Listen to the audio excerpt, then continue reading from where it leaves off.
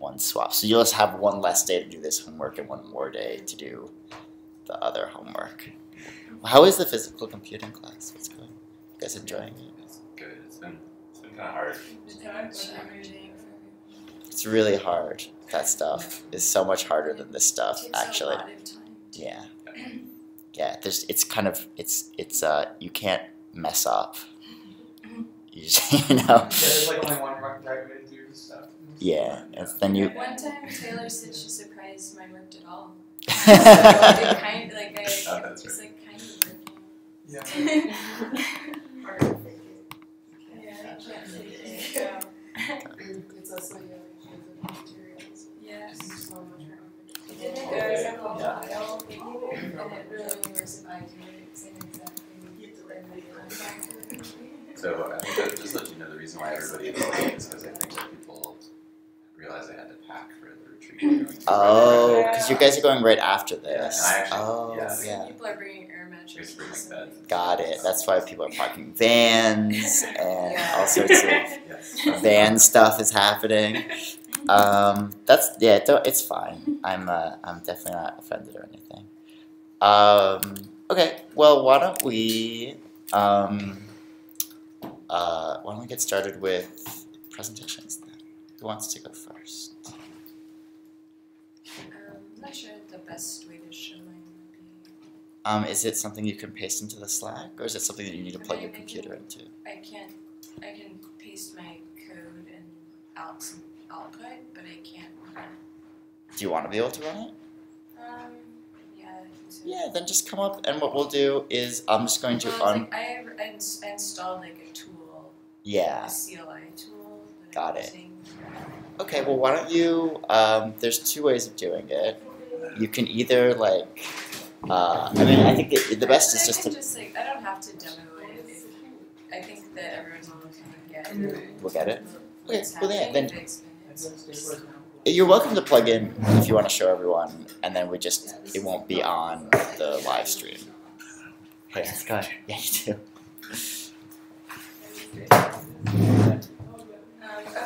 What I think I'll do is paste the code in Slack and then demo it. Okay. So it'll be like maybe there'll be sound on stream if anyone wants to look at. Great.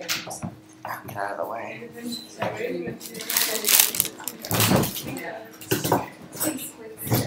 I think I need an adapter. Oh, it's part of our arrangement. Okay, so you're gonna unplug this. Yes, go for it. Yes. In 1 minute to use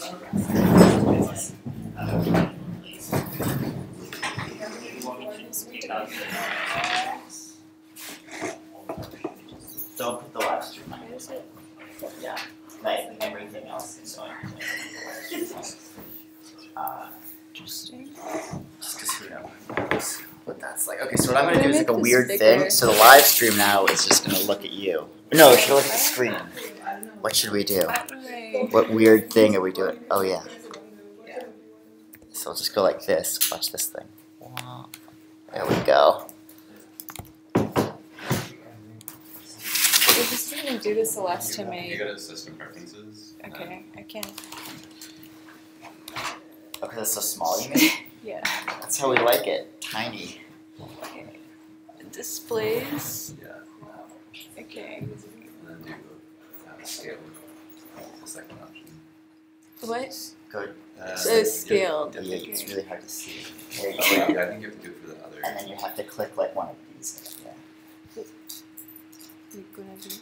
Whoa. Is this, That's better. yeah, this is. Yeah, that's fine. I was gonna make it big anyway. Alright, cool. So mine is not performant, but I thought it was kind of interesting to do it this way. I installed this. I was looking for a free thesaurus, and I found this command line tool that you can just like run a command and enter a word, and it will give you a whole bunch of stuff back about words that are similar and words that are related. And so I wanted to make a word, like a free word association type. Well, not as free as or random as a person, but it give it a word, and then it picks a word, and then it searches for that word, and then it searches for the next word. And so, so we can try it. But most of them are kind of boring. But some of them actually have sort of almost like a plot to them, which is kind of interesting. Like I did this one. I put in the word lion. Somehow it ends with womp. The dramatic ending to this, but so it's like there's something about maybe loyalty. Yeah, lion, medal, floaties, ring, insignia, uniform, symbiotic, concerted, meeting, walk. So, yeah, that one is pretty good. And then I think my favorite one was this one where I put in the word quest, and it says quest, bay, done, plague, distress, despair, sedia, disinterest, dullness, frustration. So it starts with a quest, it kind of means death or some, and all sorts of horrible feelings. Yeah. So it's just kind of fun, and we can try it if you knows it. Okay. So I made, and I also wanted to try like interacting with command line and Python. So this we have to pick a word. Any suggestions? I don't think that's a normal word in a thesaurus. We can try it. What? Footwear. Okay, that could be in this. No matches found. C also. Wow. I don't think I've picked a word that wasn't in the first. Well, so it's like it's C. That's the C also. So I guess it didn't pick out of that section. But let's try. Could we try a different one? We could try shoe. Let's see if we have.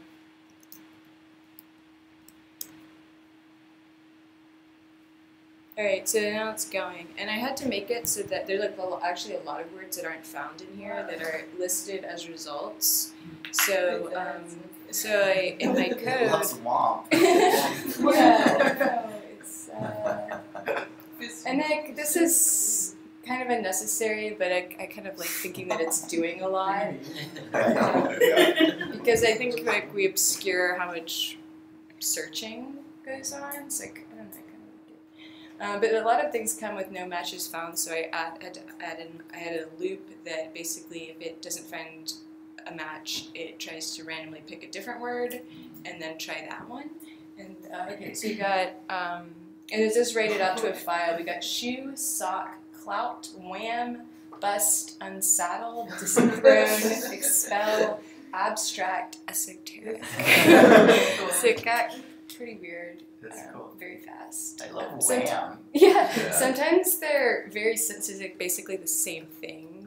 And it's also not allowed to repeat words, but I don't know, I thought it might kind of get in. I didn't want it to get in a loop of. Do you want to walk us through the code really quickly? Yeah. Just because I saw that you were doing some stuff with it. And so it's like storing, this is the most recent one, it's stored in here. So you can see them. So I used this library called Scrapism, and that's what I'm using to call this. The tool I'm using is called Moby, and so I can also just type in here like Moby shoe, and I get the results that you saw here for that one word. So basically I'm using subprocess to call this command as if I were typing it, but then I can programmatically take words from the output and then call it again.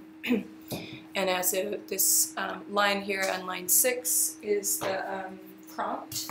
So just enter one word, and then in after you start running the program, and then by typing something and pressing enter, that gets stored as Word and is used later on. And so, like I said, sometimes no match is found. It actually, like, if it found, when I first ran into this, it would take the string no match found and then try to find a match, like a synonym for that, which just made a whole bunch of no match found. So I tried. I didn't want that to happen, so I pick another random word from the same set that my random word came from. Then I call do the subprocess call again, and then check.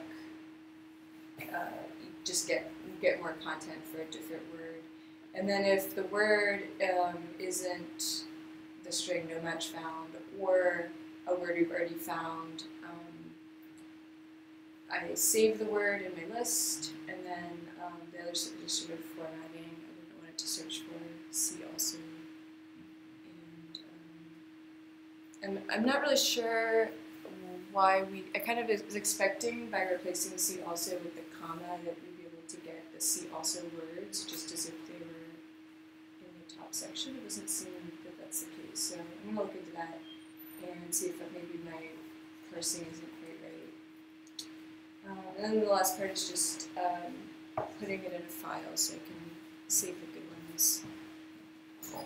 What do you guys think? Really cool. Anything that you guys would add to this, or keep going with it if you were to keep going with it? Or is this a completed experience of poetic generation? Well, one idea that I had was, like, it seems like those list of words, some of them are more closely related. Does that make sense? So, like, some of the synonyms are like closer matches than others, and it seems like maybe that library doesn't have any way to tell that, but I'm wondering if there's a library where you have like a score associated with each synonym to kind of tell you like, oh, this is like a really close synonym and this one is like farther away, and if you had that, maybe you could do some interesting stuff. It would be interesting. I think I did think about if you're looking at it here, maybe you could interact with it and be like, no, now we want it to be opposite. Right. Or, now we want it to be more dissimilar or something. But I really don't want it to be really similar. So I just kind of want to do this, but I didn't. Right. It would be cool to have like a poetic shift, right? Where you can be somewhere for a while. Yeah, and that could possibly be like a random thing that could just happen in the middle of the loop or something. Yeah, this logic could be applied to different thesaurus that has maybe requires different parsing, but might have more flexibility. I would be really curious about two things. The first thing, the decisions you did not take, like what would they look like? Because you make a decision at every step. I'm gonna take this one. Yeah. So maybe it's more like it would be huge, like this one. I don't know which word this was, but it was like all of this and all of this. But I do think it would be really interesting to visualize which ones were dead ends. Even if I didn't visualize everything, like I want to see all the rejected words also that I skipped. Yeah, and then the other thing I was thinking about was we were at Vortex last time, right? And there was this presenter with the different thesauri. So there were different thesauri for different contexts, learned from different purposes. So I'm curious if you would change the thesaurus, would it change? Yeah, definitely. I think if I used an open source thesaurus, but if I used something that was maybe particularly academic or maybe has different categories, like Alex was saying, there might be, like, or maybe if there were synonyms that had to do with like tied to a particular definition, which I see sometimes, maybe there could be some decisions made with that would take you in different directions, whether there's more informal or formal or uncommon definitions or things like that. So, yeah. And that's just things I would be curious about. I think it's already great because it's so simple with the parts and you don't know. I think it could be cool to see just like the simple results, but also get like the more details view of what I would search for. That's a good idea. Great job. Thank you. So yeah, I think this is like a place like a good technique. Also, just like beyond the specifics of what it is, just that you can really easily hook in the output from other command line programs and sort of combine your Python scripts with other tools. Sorry. No, it's okay. It's great. Look at that. So who is next? You guys want to go? Sure. Yeah. It looks like it's cut out. Cardboard. Do you guys want to plug in your computer, or do you want to? Okay.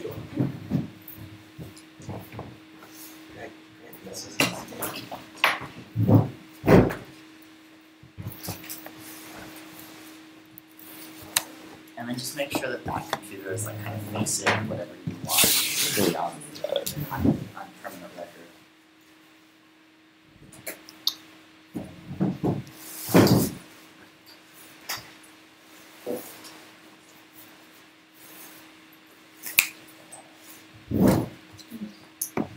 So I can just give like a little bit of context. So I really wanted to do something with text messages, and I found that there's like a massive archive of text messages on my computer that I didn't know about, just this big database.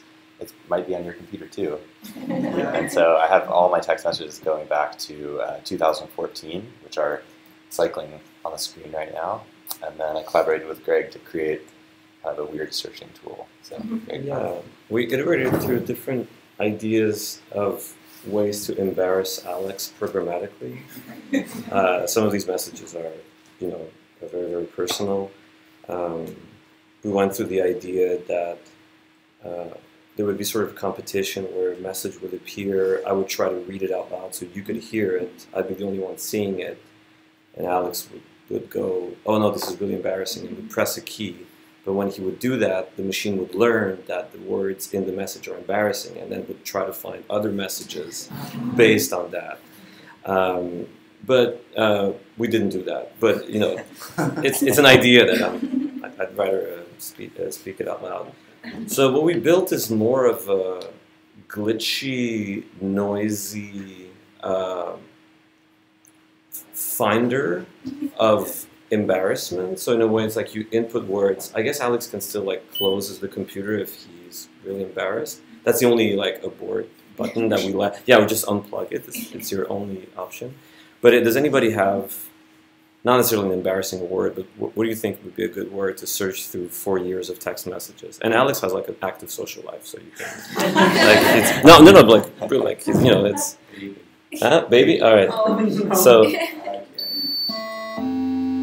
All right, so what's going on? I apologize for, that doesn't work. It's at the top. Wait, is the sound here? Top? Okay, thanks. Just was it intended to sound like that? On the back, yeah. Here? Yeah. What side? That side? That's The yeah. So the sound basically depends on as you type letters. Now it's kind of quiet. Yeah, we're just so there's no problem at all. Okay. It's all good. Sorry, it was less than it's probably the Main? No, just switch to main. Number one. Yep. Okay. So you can also change your audio output on your computer to That's true. not the HDMI. That's good. Yeah. Now I have control. That's much more reasonable. All right. Yeah. So right now it's BAB, which is centered around this, and then if I go baby. So there's less results, as you can see, and here, and then maybe I can go baby. Oh yeah. Right. And if you go over right now, I guess. I'm gonna have my hand on this thing. Yeah, do it. Okay. So Are these all sent from you or? No, both. No, Okay, so all the embarrassing ones are not from me. Somebody else, some other person. Late. we noticed that Alex uses a lot of yes. It's so slow. Is it slow? Yeah. It's a little bit. Is this over here? Oh, that's not that bad. Okay. So yeah. You might have a firmware issue because of I think there was, yeah. That's it. That's computer also. So this frequency usually means that we're like down to about like 3 or 4 messages you can kind of almost be able to read, hence the possible embarrassment. And if I try to guess what message, oh yes, so I lost. But I did see, yeah, where? So I'll type it again. Yeah, there's probably just 2, like where you. So that's 1 message, but it's not embarrassing. So I lost. Let's try again. So the sound basically indicates like the space of messages that like as you narrow it down. Yeah. Oh yeah, that's a good. No, there's no abracadabra. There's no Abraham Lincoln. Oh. Abraham is my brother's name. Oh yeah. Yeah. Yeah. Do you remember these when you see them? Some of them I remember, and it's been really intense, honestly. To look at these. It's funny because this is like the exact same system. Oh my god. Wait, so this is because you use your text like through your laptop a lot, or is it just synced to your phone? It's synced to my phone, I think. Yeah. Wait, you said it 3 times. Yeah, it's super intense. Like just like I don't know. Oh, there's a really great Malaysian restaurant in Seattle that I'm talking about. Oh yeah. Interesting. Oh, yeah. The Going Away barbecue got canceled. Yeah, anyway, I mean, just like reading back through years of like relationship stuff and like just randomly like messages about when my great grandmother was passing away. It was like really intense to read back through those. That's interesting. Anyway, I think we should stop. I'm getting Okay. So it worked.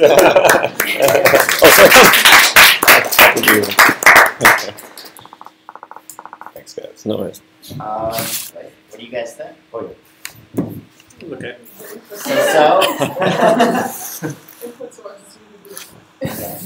Yeah, I think it's as much as it was personal, and maybe it was the key to share. I think these are the kind of projects that become really powerful because we can all relate.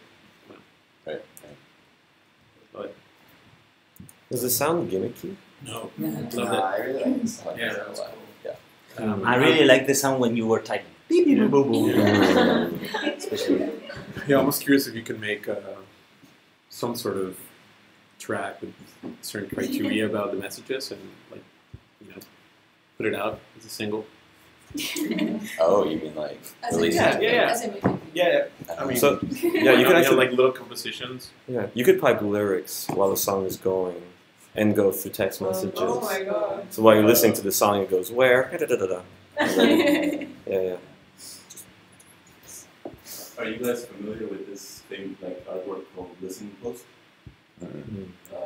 It's been around for a long time, since 2004, and it's like a wall of LCD screens, like 200 of them, and it scans open chat rooms and it looks for keys in a similar way, and it plays like in trees, and there's like a synthesizer that reads them, and it's very like eerie, but it goes through like all this rubbish, and every once in a while something really deep or personal that like different personal comes by. I posted this like it reminds me of it's like this times Yeah. That's cool.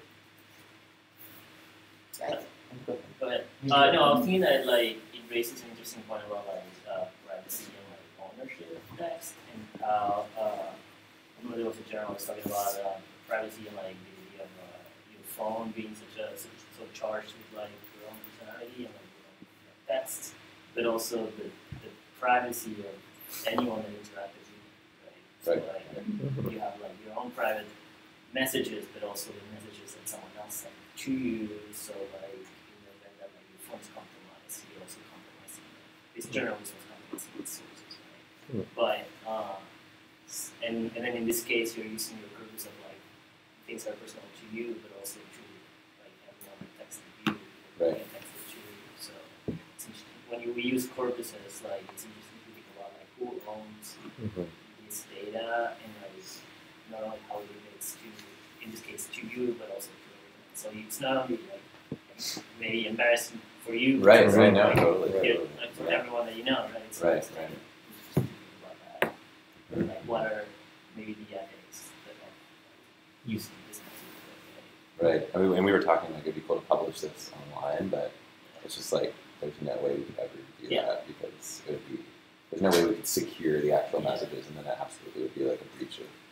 Yeah, and even if you filter out like only the ones that you send, It's still you're really, still talking about other people and there's still material. It feels like better as a performance. Exactly. Yeah, definitely. Better as a performance, or I mean, you could release the code that lets people do it to their own messages. Yeah. And have good instructions for how to do that. Right.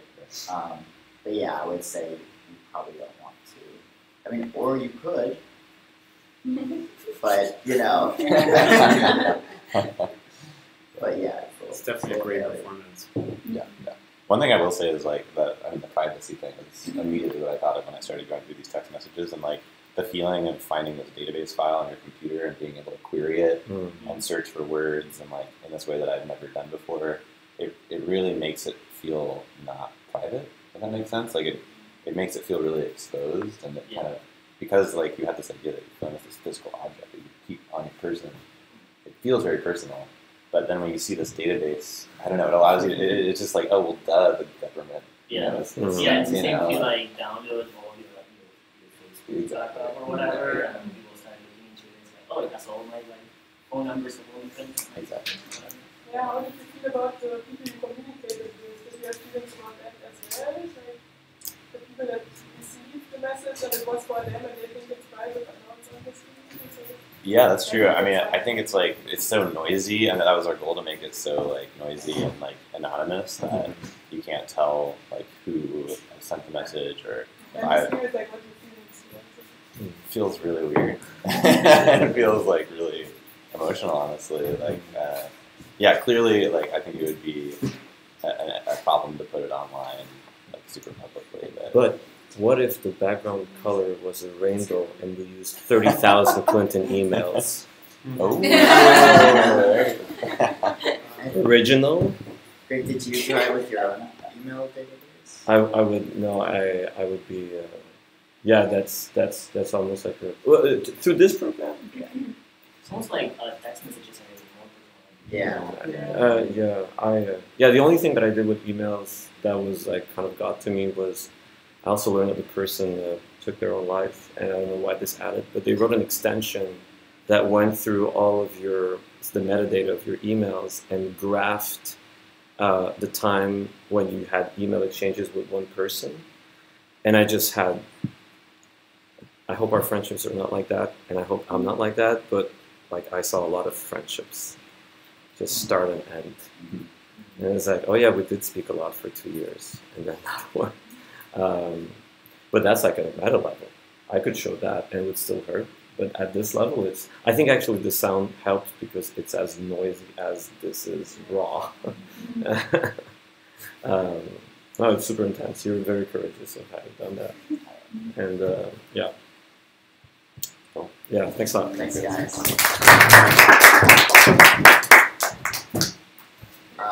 Who else would you bar, and then did someone else and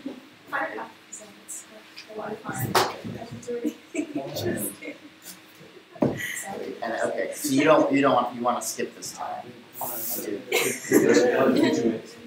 Yeah. Is that okay that we go? Sure. We promise.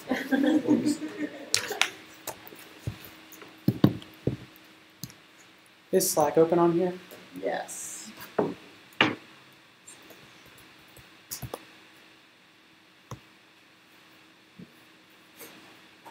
Slack is open, and all you have to do is you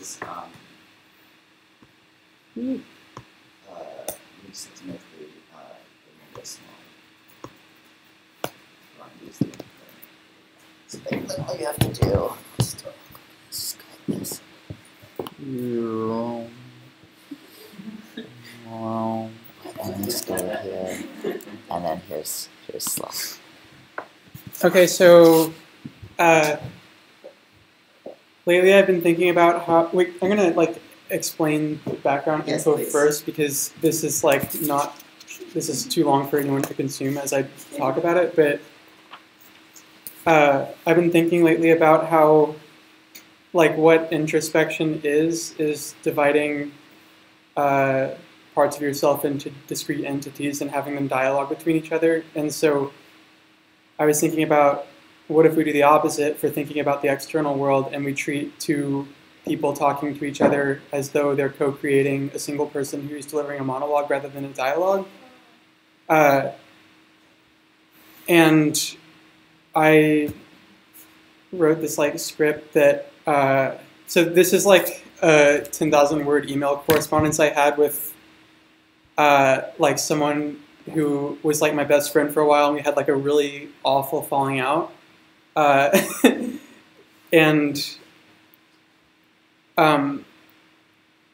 this is kind of like a project for myself because I wanted to like read it in a fresh way where I was viewing the content of the dialogue as though it was delivered by one person only, and seeing if that changed anything about the way I processed it.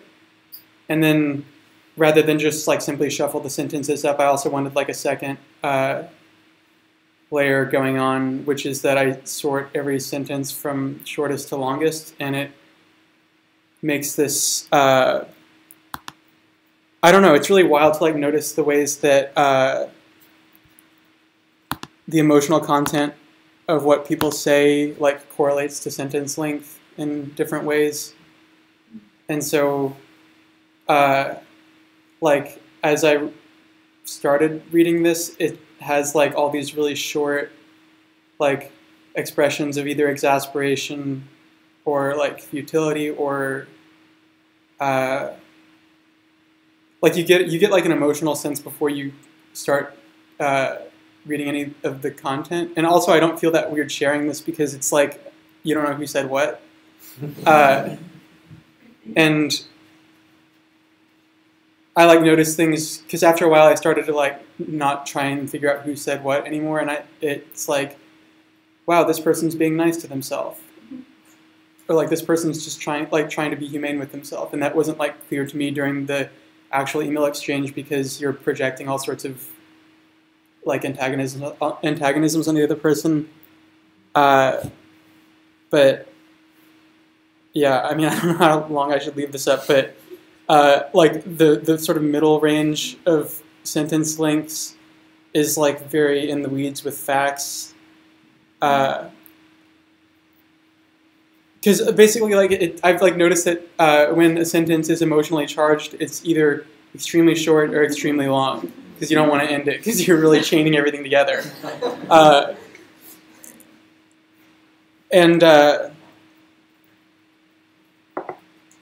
Yeah, I mean, y'all can like look at it if you want, but none of it will make any sense, which is good. I also like think that like the imposition of narrative structure on information is like the main way that people deceive themselves. So whenever I get a letter from anybody, I also kind of like read it out of order because I'm taking away from them the power to like impose a narrative structure. Yeah, but I guess I could talk about how I did this. I just did it was tricky to split by periods because I had to do a find and replace of various abbreviations that have periods, like EG and IE and etc. Before doing the split by period, and then like revert it with another find replace. But I didn't really look for an add-on or whatever that would help recognize the ends of sentences. I'm sure that one thing that you showed us last week would be good for this. Yeah. That's okay. Doing it your own way is even better. Yeah. Great. Because I have like a lot of these where like it'll begin with a closing parenthesis because yeah. And quotes throw it off too. Yeah. But I did the poet thing and printed it out. Are you going to share this with them? No, we're not on speaking terms. Yeah. And I really love the idea of if you're like breaking up with somebody or something, and you're just like, what if we weren't breaking up and we were just having an internal monologue? Yeah. Yeah, well, how does that, like, now that you've broken how does that relate to the idea of an internal monologue? Does it? Is it like a split personality? Well, I guess like the way when I talked about like what is introspection, I was thinking like, oh, we like know ourselves by applying the rules of the external world to our internal world, which is like they're discrete entities that dialogue with each other. And it's kind of funny because it sort of betrays like a deeper comfort with the outside world than we have with the inside world, because we're seeking to make our internal landscape resemble the outside world more. I don't know. I'm thinking out loud, but did you find that both people talking kind of were feeling the same and saying different stuff? Is that a trend or? Yeah. Like this has definitely made me notice a lot of like the emotional mirroring that was happening, because a lot of the sentences I really couldn't tell you who said it.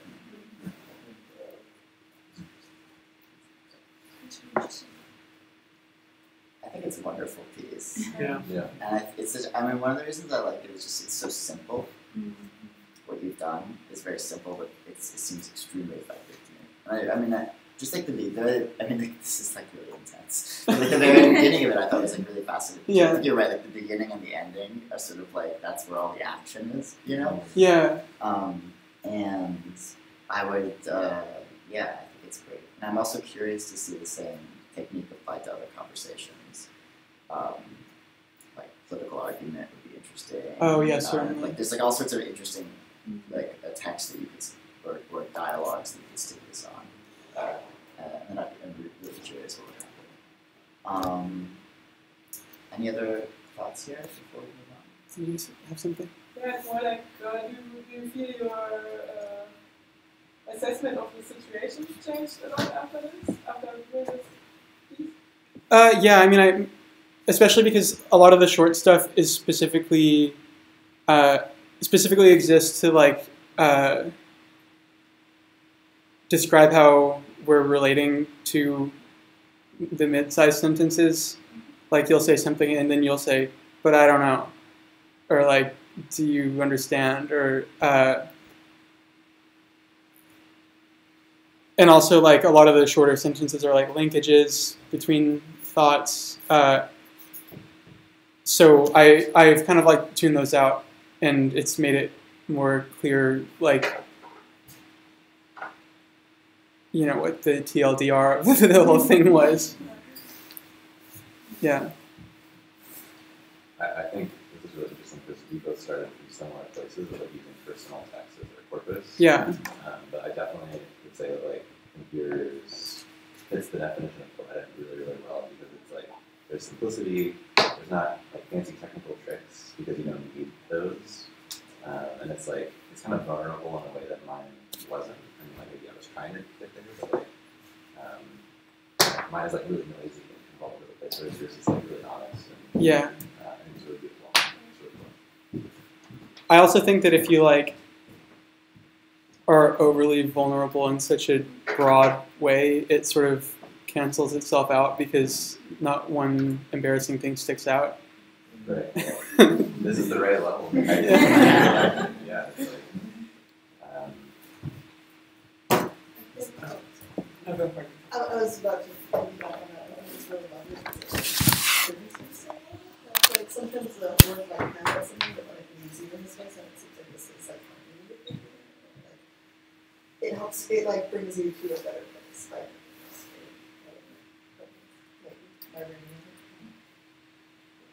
I mean, I was all like, when I did this yesterday, I was all brooding about it again, but I think overall it was good.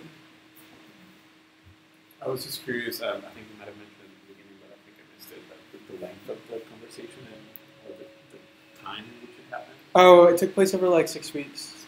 Yeah, and we hadn't like spoken for like 3 years before we started emailing. So there's also like a lot of interesting memory holes going on. And would you say that you guys, like that both of you had like wrote about the same length of content, or would you say that one of you wrote more or less than the other? It was about the same, but I wrote more at first, and then less later, and vice versa. At what age were you in this company? Or how long ago was it? Oh, the content is about stuff that happened in 2014, but this is from 2017.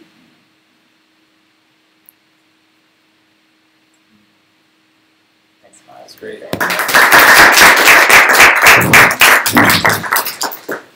Also a performance. Oh, I just closed something. What did I do?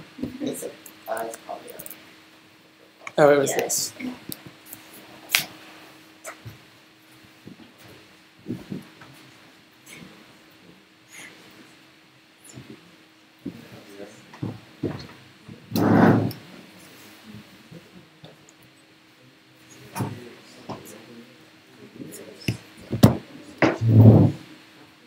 Yeah, I'm not sure what's the best way to share it. I can just browse it on whatever GitHub you, maybe. yeah, whatever you prefer. So what I did is I took the original MTA rules, like the code of conduct. I downloaded it. It looks very boring. It's like transit injunction rules of conduct and fines, blah blah blah. And then I used a Markov chain in Python, which is looking at the sentence by sentence by sentence of the input, and looking at how often does one word follow another specific word. So if I say apple tree, I count it as one following of tree behind apple. So I'm counting these pairs that follow each other. And then I generate some new text that is based on the same distribution or the same counts. And yeah, to do this, I record the bigrams here, I think. And there at first I'm like looking at the end of the sentence. You probably also did that when you chunk it up in sentences. And I add a marker here to start and end the sentence so that I know here a new sentence begins. So these are like some special type of word that I just write there. And then here I'm like adding all of the bigrams, like I'm counting them from my input text. And then I do this weighted choice to generate some new text based on the probabilities that I counted, so to say. I pick the new next word to make a new sentence. So here's like the learning part, and here's the generation part. And then I have some new MTA rules. And yeah, this is actually too long because I'm really bad at picking those. But I now looked for everything that's about a person. But I really like the first one. It's like, C, doctored fare card means these rules. And then a person shall be carried in a container and purpose. No person is being trained as such. No person or conveyance. No person shall not be used. No person is present within a class B misdemeanor. No person may tend to or herself as service animal. Unauthorized sale of any person shall apply, (A). No person shall be confiscated. Back to other persons. Any person shall sell, provide, copy, reproduce, or herself as an escalator, stairway, or draw, inscribe, write, spray paint on her own wrist. And then there's like one that got filtered out, but I really like it. A fare card was malfunctioning. That's it. It's a story in itself. Then there was like drink all the drugs. I really like that one. And all photographic activity is in waste receptacles.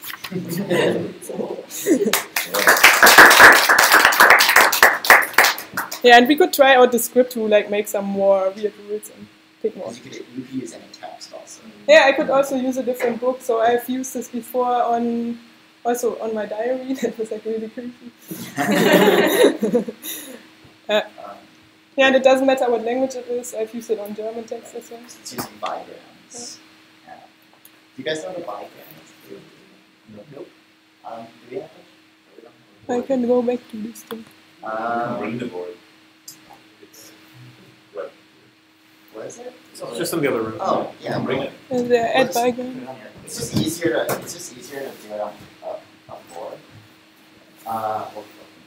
It's good to know it. We'll come back. That was before you go. While I get the thing. So, what do you guys think? What do you guys think about this piece? I'm really surprised, like, by the humor that came out of the text that you used. I like that you narrowed it down to stuff about people because it made it a little bit more personal than if it were just about finds or something that's. Yeah, if I left it randomly, there was a lot of like urinating and things like that. Like It made me think about like more of like narrative associations of like what a person would be doing if they were. The thing about being put in a container or something, like it was easy to visualize it because of the way you narrowed it down. Maybe we should draw it. Yeah.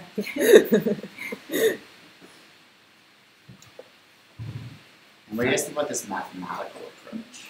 It's a very mathematical approach to text generation. Do you like math or do you dislike math?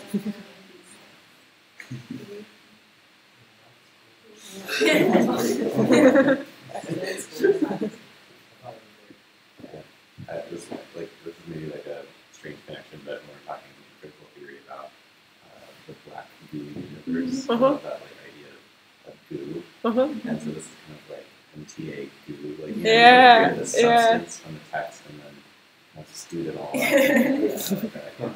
Yeah, and there's certain words that I feel that are like appearing and appearing and appearing, and now even though I picked the person stuff, the stuff that I filtered out, it doesn't feel comfortable. It feels very, I don't know, uncomfortable and bureaucratic. Yeah, it's not the MTA really. Right. Exactly. I have a feeling about it. It's nice that the text also, No, go for it. that you kind of like your results treat persons as just abstract things, like as and objects, not agents. Yeah? And it's kind of like how it feels, just being completely anonymous, without any control over anything. Like, okay, something that's in it. It could be really fun to print a stack and like put them on Let's the hang stations, them. like Oh the my New York God. Post, like a free thing that a lot of New Yorkers will like have a great time in their commute with this regularly. Get like a blue jacket. Yeah.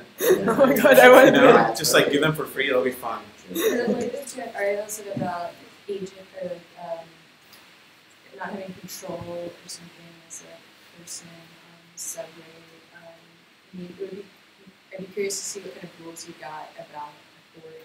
Yeah, I filtered for authority also earlier, and it's very creepy. Like it's like then there are all these long words appearing about the Bronx Council of Traffic, blah blah blah, or the Manhattan Council, like all of these bureaucratic entities that I didn't know about, and it's like really uncomfortable feeling. Also, if you had some sort of like voice performance too, when you're sitting in a subway and you're like, oh, Yeah, really badly distorted. And also, please remember drugs and drinking. Yeah, you could totally read them out loud. The loudspeaker. Yeah, I need a really bad speaker. I have an announcement I need to make.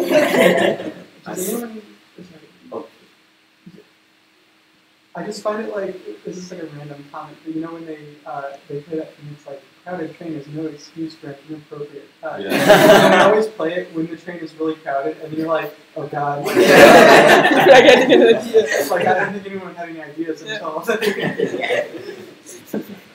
you're feeling a little bit shy, you can use airdrop in really crowded trains. Yeah, it works. Oh, sure, yeah, you can anonymously send. Okay, can you show me that? I heard about this on a plane. Oh my God. Yeah. It's just like, People do it to like send pervy pictures to strangers also. I'm quite new to this Apple world. It shows you the name of the phone, but you can change it. And if you send an image, even if the person refuses, they see the thumbnail. Oh, shit. Yeah. So like you can like if you make it really official an MTA advisory and then have one I of love those it. rules in really big font, they'll see it whenever whether they want it or not. The MTV also has a poetry contest. True. True.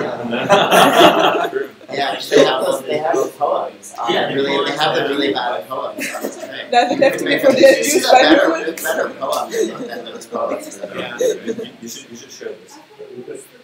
Like you could also like create a Wi-Fi, like a fake Wi-Fi, like Mhm. MTA free Wi-Fi. Oh, yeah. You log in and it's The login screen. that's it. Or you replace all the web page text with those things. Yeah.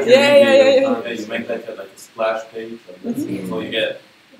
Yeah, that's easier for me. I'm not so good at designing something for print. Is anybody good at? I'll help you. Awesome. Just want to know how to grow art stuff. Cool. Good job. Yeah, I guess I do. We'll do one more presentation. Before we do, I'll show you guys really quickly what like an n-gram is, which is also a bigram. So if we have a sentence like this, like Spectre is haunting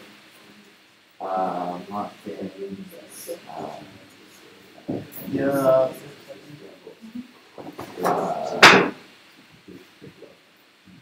The Spectre of what's a good thing that could be haunting Europe besides communism? Spectre of Spectre of despair. Okay. Okay. Right now, Despair. Okay. So here's our sentence. We can break this up into words. Obviously, we already know how to do that, right? So it's like Spectre is haunting Europe. Those are called unigrams. A single word. So the unigrams for a spectre is haunting you, the spectre of despair would be A followed by spectre. I'm not going to write them all out because it's stupid. You guys know what I'm talking about is haunting. Those are the unigrams. The bigrams for a spectre is haunting Europe are actually every two-word combination. Every two-word combination. I'm doing this as words. You could also do this as characters. I'm doing it as words because it's a little easier to understand. But so the bigrams would be a spectre is one, a spectre, and the second bigram is spectre is. The third one is haunting, and you can kind of keep going and imagine what would happen next. Then trigrams, right, are like. A spectre is haunting, it's haunting Europe, and so on, right? Those are the trigrams, and like these all together, and that's an n-gram, where n is any number of word or character objects that you're trying to isolate by. When you do this, though, that's and this is what Steffi did, is that when you do this, is you can sort of start to understand the text a little bit better, because what you can do is you can count up. Let's count up all the unigrams, right? That we know just like. How many, like we can figure out what the most common word is. That's useful, the most common 10 words. If we count up all the bigrams, though, we start to get a sense of like other kinds of common phrasing in the Yeah, I text. actually played with this. I did the trigrams too, and then the Yes. text becomes really like the original. It's like more boring. Yes. I think. So this is like a really interesting trade-off between novelty or weirdness and sticking to the original. Right, so if you're doing what I think you did is you're figuring out what all the bigrams are, and you can say, oh, I know that there's like, okay, in this text there's not like a lot of statistical interesting things happening, but you can imagine like some longer text, you're like, oh, the bigram, a spectre, appears like a ton of times, right? Statistical analysis we've done of different words. That's sort of like a general overview that doesn't explain it perfectly, but kind of just gives you a sense. And we can come back to bigrams and stuff later. Yep. One quick question, very quick step. So for your markup chain, you talked a little bit, I'm just looking at the code here, but it seemed like pretty grammatically sensible. So I'm assuming that what it looks like is you probably integrated some understanding of punctuation to help like figure out, in your markup chain where things should stop or start. Could you just kind of talk through that a little bit? Yeah, the only thing I added is this line, if previous ends will dot and like these markers that end the sentence. Then I add another word, which is like a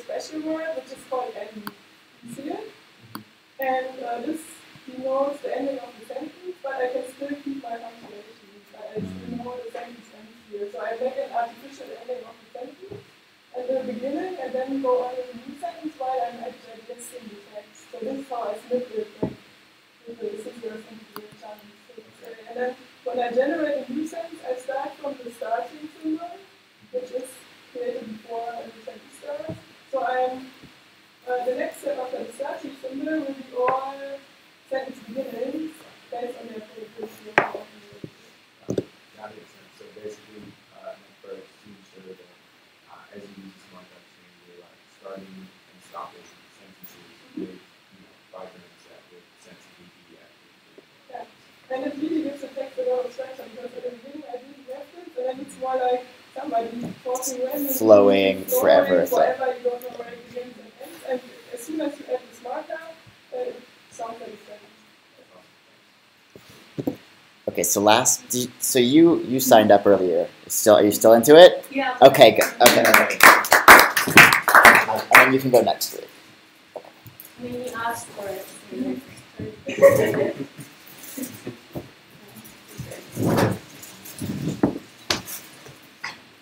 I didn't do anything super complex. Do you guys remember the movie Flubber?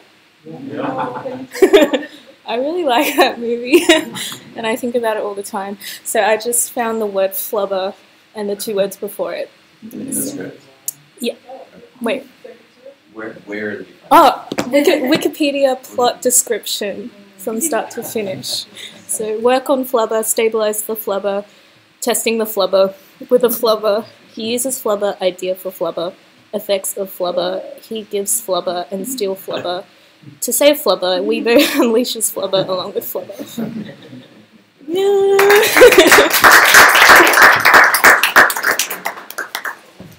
Why is flubber such a vital text for you? I don't know. It's like my first childhood memory of movies. And Robin Williams and flubber. Yeah, so it's like goo that comes alive. Yeah, he's a scientist. And it's like an energy source also, right? Yeah. I sort of remember it's like an infinite source of energy. It's going to solve climate change.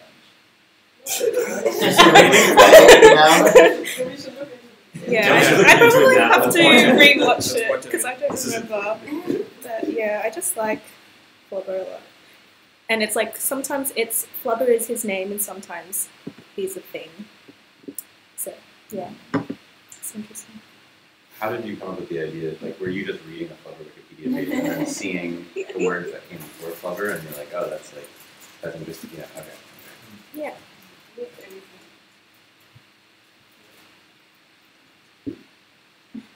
More?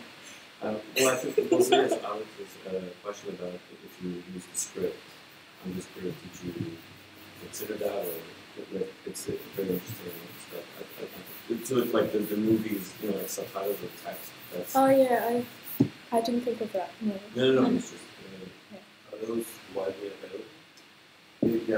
Yeah. You can sometimes download the scripts for the twins as well. Maybe I'll try and find it. You can buy them in Soho. Oh really? Yeah, bootleg scripts. Yeah.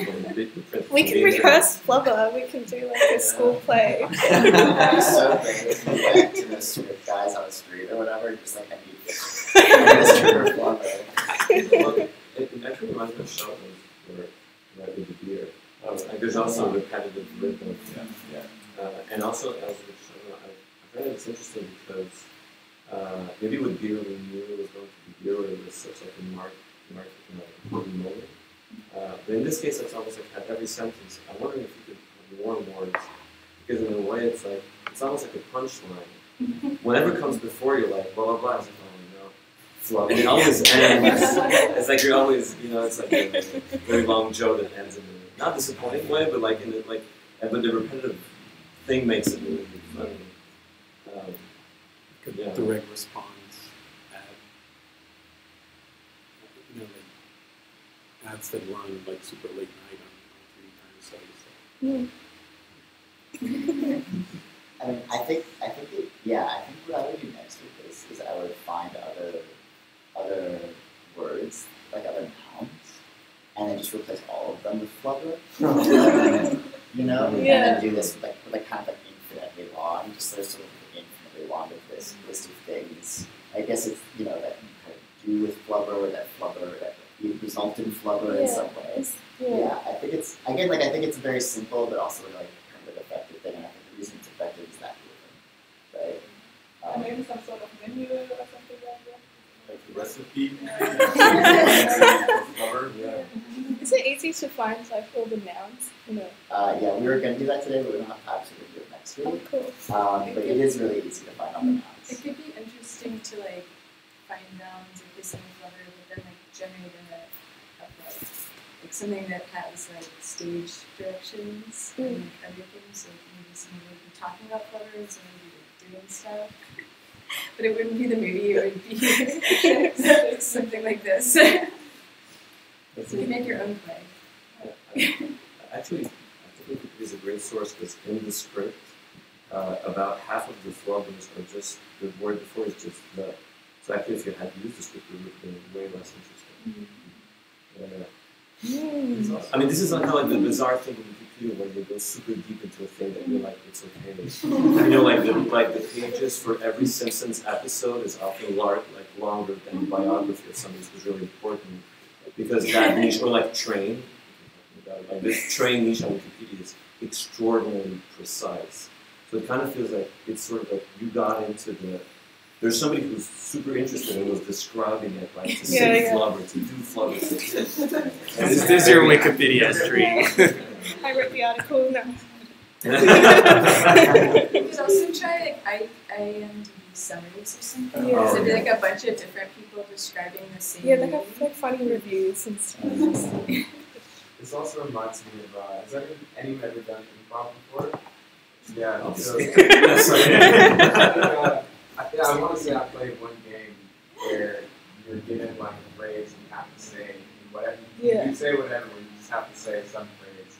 So I imagine like taking this little phrase and giving it to a bunch of people and then it's like an improv game where you can say whatever you want, but you have to say, and we will at least is clever. Somewhere in your stage of your conversation.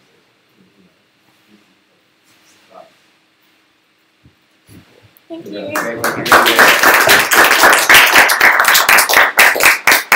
Let's take a 15-minute, 10-minute, 12-minute, let's take a 12-minute break. And then we'll come back and we'll do beginnings of like one swing. Oh, that's what it was good. How did you find photos? Have you seen those in the show? Regular expression. Your favorite folder? Are you taking this?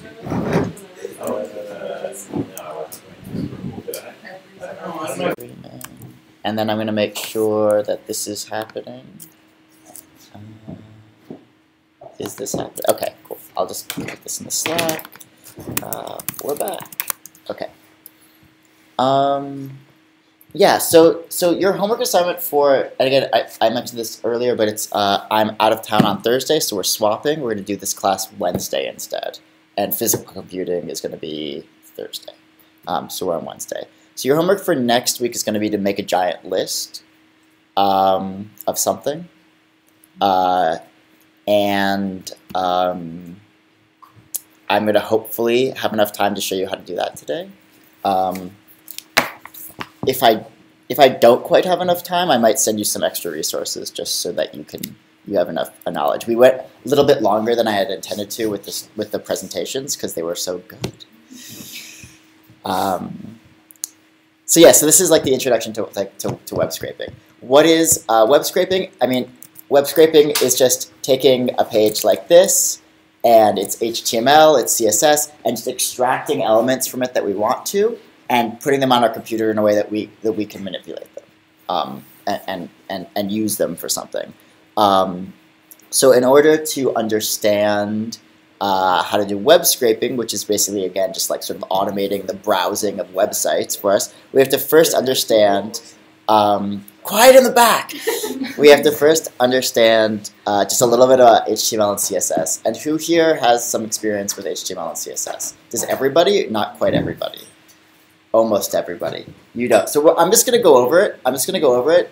And I'll be very quick with it. So one thing that's really nice, by the way, like for the newcomers, is that all websites, share their source code by default, right? So if I go, I'll do this in Chrome actually, because most people probably use Chrome here, right? Okay, so we'll do it in Chrome. So if I go to, let's say, like Craigslist.org, I can view the source for this. View developer, view source, right? And I can see immediately this is Craigslist. This is the source code for Craigslist. And you can see, like, here is the HTML, right? So I'll just very briefly, like, how does it work? HTML is made up of elements, and elements are made up of tags. Let me just, yes. Oh, yeah, sure. So there's two ways to do it. View, developer, view source, or you can just hit Command Option U. So Command Option U will bring that up, or Control Option. Or you can right-click, view page source. 3 cool ways of viewing the page source. So you guys don't have to follow along for this, but I'm just going to, ooh, cool, what happened? Discard, remind me later. I'm just going to, make like a quick HTML document just so we have something to work with. And I'm just going to call it test.html, just to sort of show you. Oh wow, I already have a test.html on my desktop. Okay, we're going to start a fresh test.html. So it looks something like this. You have a tag name. I'll make this a lot bigger. So you start with a little less than sign, and you put the name of a tag. Then you close that guy with a greater than sign, and then you put some content here. And then you might close this whole tag, and you start the close tag just like an open tag where you put a / before it to indicate that you're closing the tag, and something like this. So this is an invented tag name. This doesn't exist. A real tag might be P, so for paragraph. Hello, this is a paragraph. Okay, if I save this, I save the document, I can just actually go and I can go ahead and open it up in Chrome, and we'll see my beautiful website. Hello, this is a paragraph. So there's different kinds of tags for different types of content. So we have a paragraph, we might have a link, and the way the link works is it's an A, the tag for it is A, and then you give it a what's called an attribute that indicates where the link was going to go to, HTTP, google.com, right? Let's say click here for Google. And this will produce, again, don't worry too much about it, it'll produce a link that goes to Google. So if I click on this, it'll go to Google.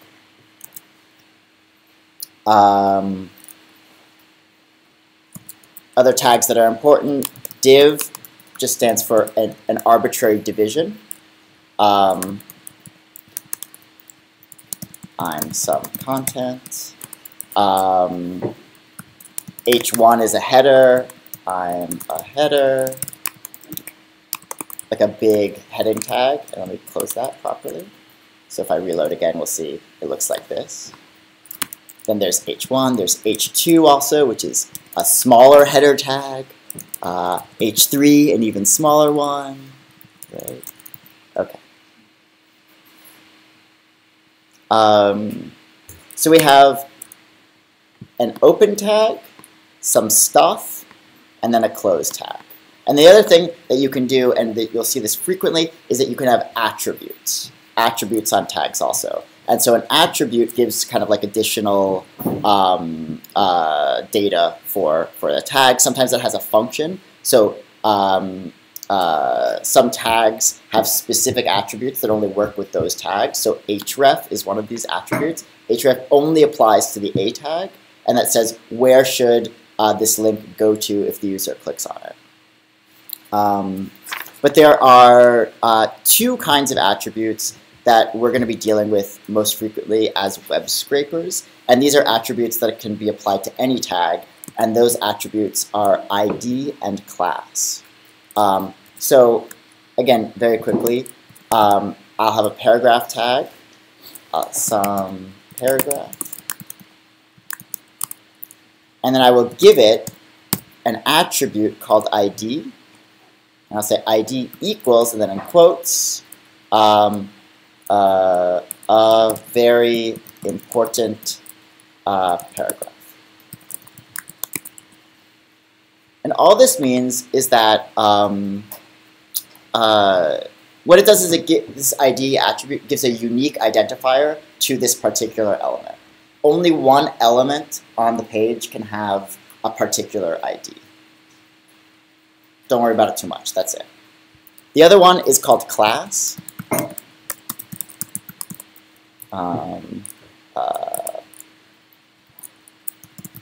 A normal paragraph. And a class indicates a sort of like a user-defined category for a tag. Multiple tags can have the same class. They don't have to be the same tag either. So, a regular. Now, these are mostly used for the sake of manipulating HTML with JavaScript, which we're not going to deal with in this class, and for giving style to HTML. So the way that style works, right, is that, well, actually, I'll come back to this in a second. So here's like a very bare bones HTML page. It starts with the HTML tag, and it also ends with an HTML tag. Then there might be a head tag, and inside the head tag there might be a title tag.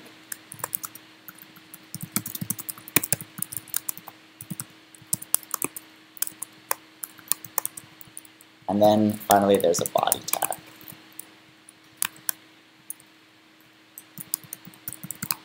And just to break this down, so the whole website is enclosed in the HTML tag. Inside of the HTML tag, there's usually a head tag, and that contains kind of like data about the page that's not going to be rendered visibly to the user. And there's a body tag, which contains the actual content of the page. And you'll notice also that like tags can be nested within other tags. You could have tags within tags within tags within tags.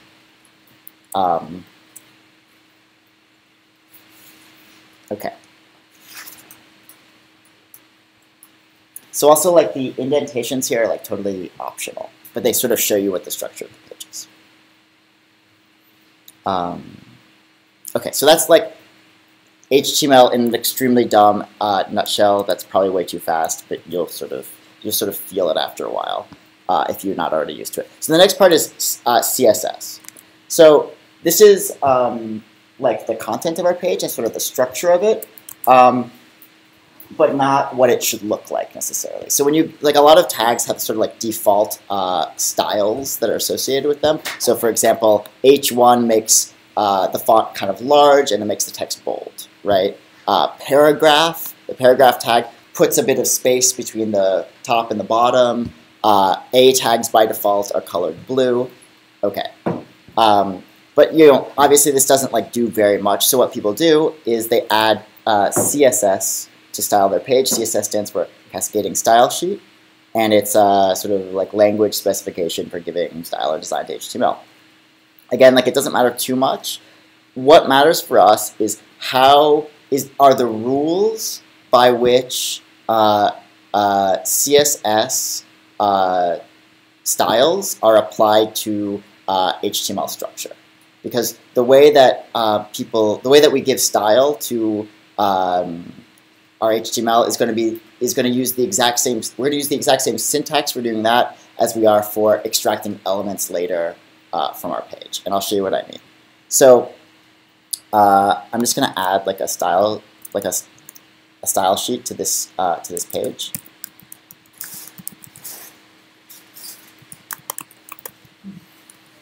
So anything I put between this style tag is no longer HTML, it's now CSS.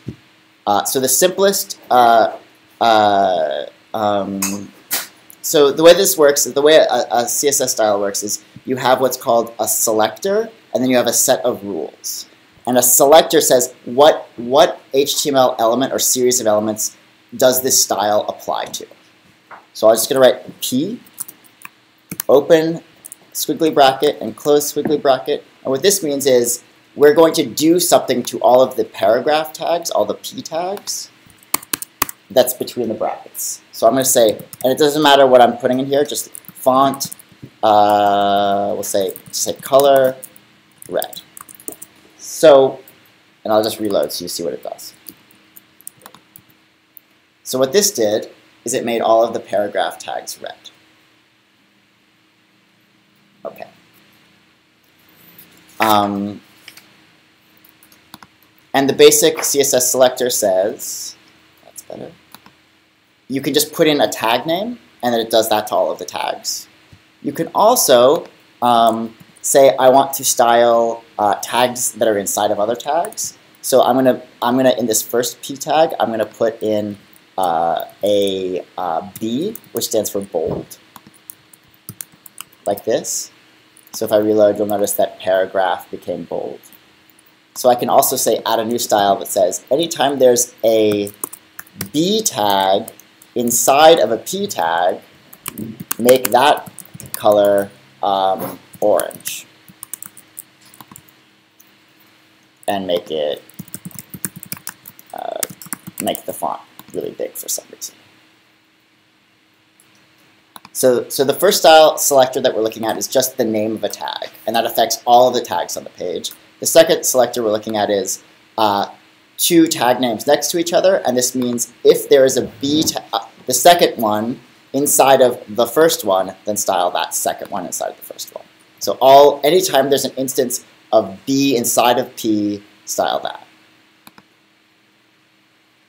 And then the next two that are important are ID and class. So notice, remember, I wrote in here, I gave one P tag the ID of a very important paragraph. So I can style just this paragraph tag that has this particular ID. And the syntax for that is I write the name of the ID with a hashtag before it. So I write hashtag a very important paragraph. And then I could say for this very important paragraph, make it rotated, 20 degrees on the page. And now just that part, that was too crazy. I'll do it 1 degree. I'll do -4 degrees. Okay, that's better. So we'll make that one, just that one that has this ID of a very important paragraph. We're going to rotate it. And then if I want to style classes, so let me just do this again. We have P class a normal paragraph, and I'll do a few more of those. P class a normal paragraph, and div class equals also a normal paragraph. Okay. So if I want to style everything that has the class a normal paragraph, I write a normal paragraph preceded by the dot character, by the period. Dot a normal paragraph, and then open squiggly, close squiggly, and here I'm going to write color purple and border 1px dashed blue. Okay, so then it did something to all of those elements that have the class attribute a normal paragraph. Yes. Silly question. How do you get the colors as blank text? Oh, I'm in Vim, and I have some extension or something that does. Sorry. Yeah, don't worry about it. Yeah. In Sublime, you can explicitly say this is HTML, and they'll code. There's like a syntax name, some of the work in pick the language, or there's add-ons on the file is called that is the But you meant like these things, like the purple or something? Yes. Or, yeah, that's the particular purple. Yeah, there's probably some plugin for it. Okay. Okay. So, okay, and then finally, like, how this was like all the bold tags inside the paragraph tags, I could also do something like, okay, anytime there's inside of a paragraph tag, a .cool class, then make the color like light blue or something like that. So then if I went in here and I said span class equals cool. Now just this word this that has the span class equals cool inside of a paragraph tag will be styled this way. And not if I wrote a span, or not if I had a class cool outside of paragraph tags. So so basically what happens, you can like have these very, very specific ways of isolating particular elements on the page. So notice here, like what we're effectively doing with these is we're saying we're grabbing elements. We're saying for this particular element, or this series of element, and this is the rule set for it, then do this thing. Okay, so here's our very exciting website we've made. Now what we're going to do is I'm going to show you how to grab elements, first with JavaScript, because we can just do that inside of the page here, and then in a second with Python. But again, the syntax is going to be very, very similar. It's going to be very, very similar. So let's do it to New York Times. I'm going to go to New York Times. And what I'm going to do is I'm going to do View, Developer, and then I'm going to go to the JavaScript. Actually, before we do that, what I'm going to do is I'm just going to right-click or control-click on anything on this page. And I'm going to go to Inspect. And, oops, let me just ignore this for a second. Let me just pop this back in. You'll probably see something like this. What pops up is going to be like a whole mess of shit. And it might be on the left, it might be on the right, it might be on the bottom, or it might open up a new window. Who knows? You can switch that around. Like there'll be like a little like 3 dots someplace, and you can decide where it goes. It's really just up to you. So let me just do that again, just so you can see what happens. I'm going to right-click on something, and I'm going to do Inspect. And what it's actually showing me is it's going to look through the source code and find the exact element that I right-clicked on and show me that element in the source code. And then when I mouse over it here, or anything, it will actually sort of show me in the actual page what I'm mousing over. So what I can see is like, and it's like a whole big mess. Like look at it, it's all just a big, but you see how these, you've got the div, class equals, all these crazy letters and numbers. Who knows what they're doing, you know, whatever. And I can kind of go around and I can see different elements on the page. So what's nice about this also is I can actually just go, and if I double click on it, I can actually just edit the text right here. So if I double click on it, I get it like lol news, you know, and then it'll just like change that to like lol news. Yeah. So like a lot of big websites have CSS classes that are like random strings. Do they like use something that like includes their classes, and why? Yeah, definitely. Okay. It's because the way that people make web pages is like super complicated now, and it has all these sort of like pipeline. So it's like what might be going on in this page or other pages is that they have longer class names when they're writing the code that like are verbose and make sense and are like legible to human beings. Okay. And then maybe what they do is when the page gets sort of like published, it takes those long class names and automatically makes them short. Yeah. Just so that the page is a little faster to load. Something like that. I'm just speculating. I don't know what the Times is doing. Do you think that's probably the case here? That's definitely part of it. I think another part is also that sometimes like those, you might find code names for products and stuff inside those class names, and so you kind of want to match them basically so that it's not as interpretable, the website's not as interpretable. Right. But a big part of why it's so many ways people are very much like impressed. Right, making it small. If you generate a show that unique based on a source code file, there are tools to make sure that the class names aren't repeated, so the person is just like, oh, this makes sense to use as a name, on another page. Yeah. You don't want to have a CSS rule for something when you get into it. Okay, so what I'm going to do is I'm going to, oh look, it reverted back to the actual headline. That's interesting. That's, no, yeah, like I think it must have like, so one thing I'm going to do right off the bat, because like I don't want to deal with their shit, is I'm just going to turn JavaScript off. So I have a little extension in a little Chrome extension called, I don't know what it's called, toggle JavaScript. And I'm just going to turn JavaScript off for a second. And now stuff like that can't happen anymore. They can't change my changes. Wait, that's so crazy because that thing used to.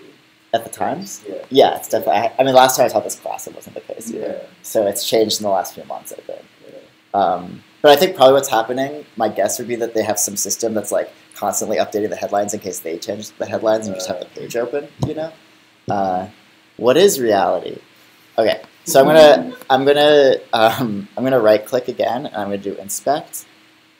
And what I want to do is I want to imagine that we wanted to do something where we don't want to visit the New York Times, we just want to run a script that gets all of the headlines on the Times, right?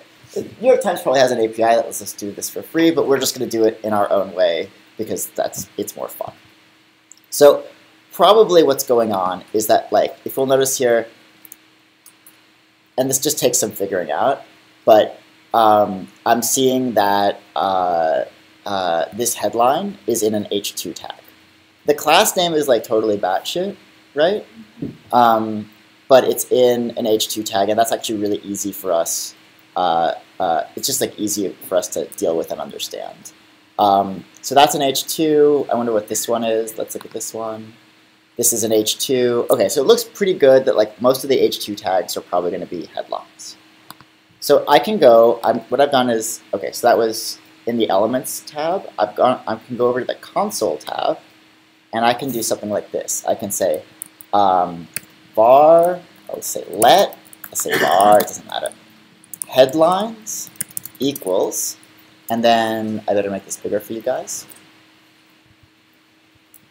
Document dot query. Oh God. Query selector all. Open parentheses, and then quotes, H2, close quote, close parentheses. And what this is going to do is it's this function query selector all. Notice the word selector, that stands for CSS selector. That function will get all of the elements on the page that match the CSS selector H2, which just means all of the H2 tags. So if I hit enter, now I have a variable that just lives in the browser's memory until I close the page called headlines. And here are all of the headlines.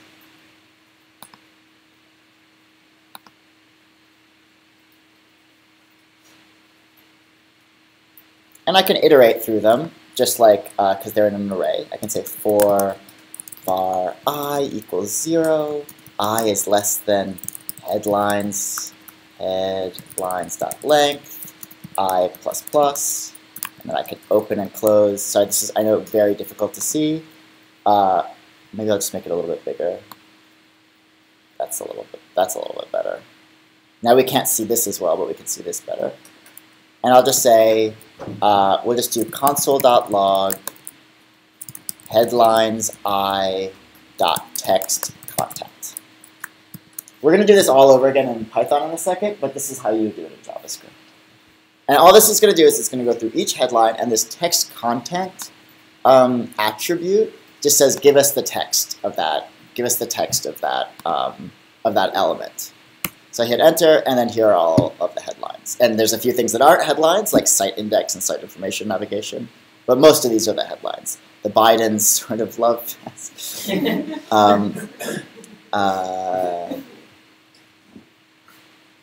And then, you know, we'll just do my favorite thing is I'm going to go and so that was printing them out, but I can also change the headline. So I could say like instead of headlines I.console.log it, I could say headlines I.text content equals, and I'll just say like, little capitalism.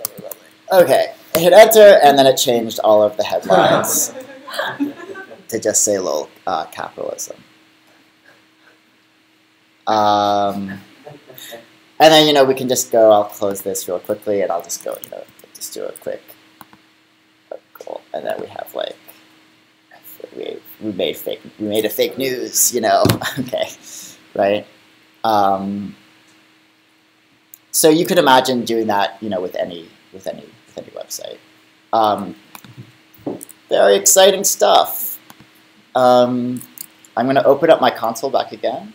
And the way, by the way, the shorthand for that is Command Option C. Command Option C will open up that console.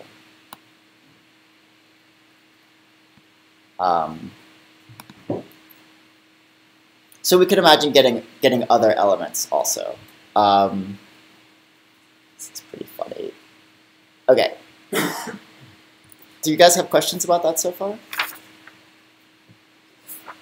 And just to give you a sense, like I can also, so that was just the H2 selector, but you could get like way more complicated.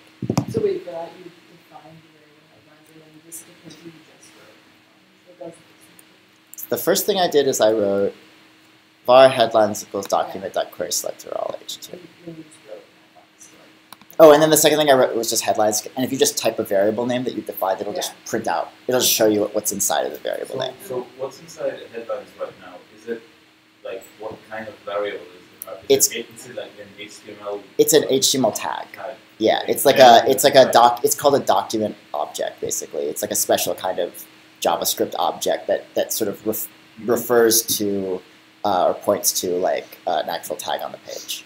And then that JavaScript, that object, it's actually an array of them. Well, it's actually not really an array of them. It's called a node list. It doesn't matter. Like each individual one though refers to a particular tag. So if I could say so headlines is all of them, right? Here's all. It's 29. Node list. If I say headlines 0, that'll be the first one, right? And that you can see actually. Oh, there it is. And if I actually mouse over it here, you'll notice that it's like doing it in the, yeah, you can actually see it over there. So then if I wanted to see what's inside of headline 0, I can just do dot and it'll actually show me like all of the things, like all the attributes and functions inside of inside of an HTML tag basically that we can do. For like who is its parent? Yeah, you can do like parent element, you know, all sorts of stuff in here. But the point here actually is just for us to get comfortable with figuring out, oh, I want to get all the headlines off of this page. How do I figure out what the headline tags are, right? What the headline selectors are. So we can do it. Let's do another experiment. We'll go foxnews.com. And now let's try it again here. So I could go right click. I could do inspect. And we'll see, God, it's so big. But actually, it's still under H2. This is still an H2. Interestingly, you know, it's like the same thing. Maybe we'll try a few other ones. What's this one? This is a headline. Right-click, inspect. It's small.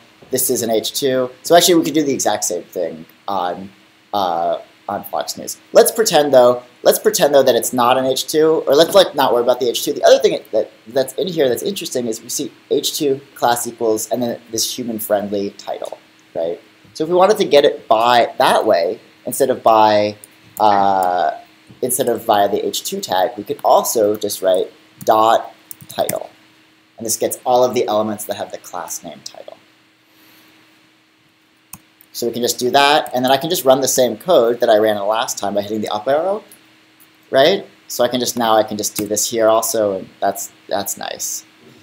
So now we can go back and we have, yes?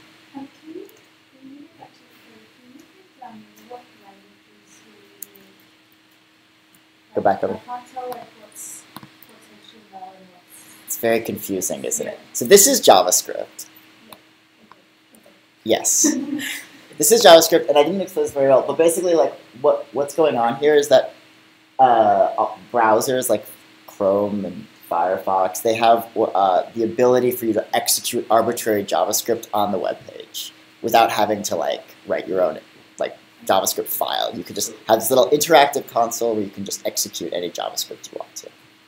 Something that might not be obvious also is that JavaScript has the ability to interface with HTML. That's right. Like it's not, it's standard, but it's not trivial. Like when I first learned it, it was like, oh.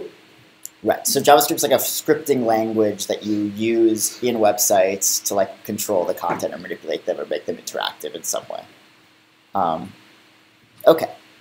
So now we have another cool fake news. We missed a few of them. Like, well, I don't know why teeing off on Trump didn't get included. It's probably a different tag.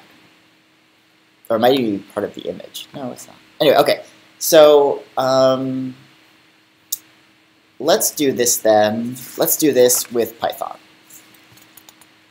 So what we're going to do is, before, now we have to take like a step back for a second, is, and I apologize for like, you know, I should have trigger warning Fox News, right? So the basic way we're going to do like the scraping is we're going to have Python request a URL for a website. It's going to download all of the HTML of the website, and then it's going to parse that HTML, extracting elements using CSS selectors.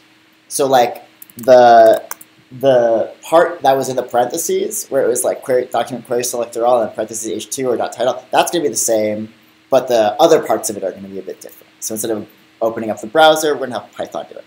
So in order to do this, we don't have to, but we're going to use a library called requests HTML, which is a web scraping library, which helps us both retrieve the HTML of a web page as well as parse it.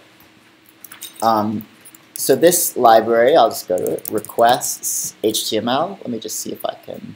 Oh, I've got JavaScript off. Look how good Google looks.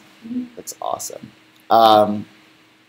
It doesn't look that different, but it's kind of like, I don't know, it's got, yeah. It's probably faster. Okay, so this is the documentation for this library is at html.python-request.org. HTML parsing for humans. Yay, okay. And this documentation will show you, like this website just shows you sort of the documentation for the project, and it has some nice examples. So before we can use the library, we have to install it. And what I'm going to show you is the wrong way to install libraries, and then we'll come back later and show you the right way to install them. So I'm going to, first off, I've got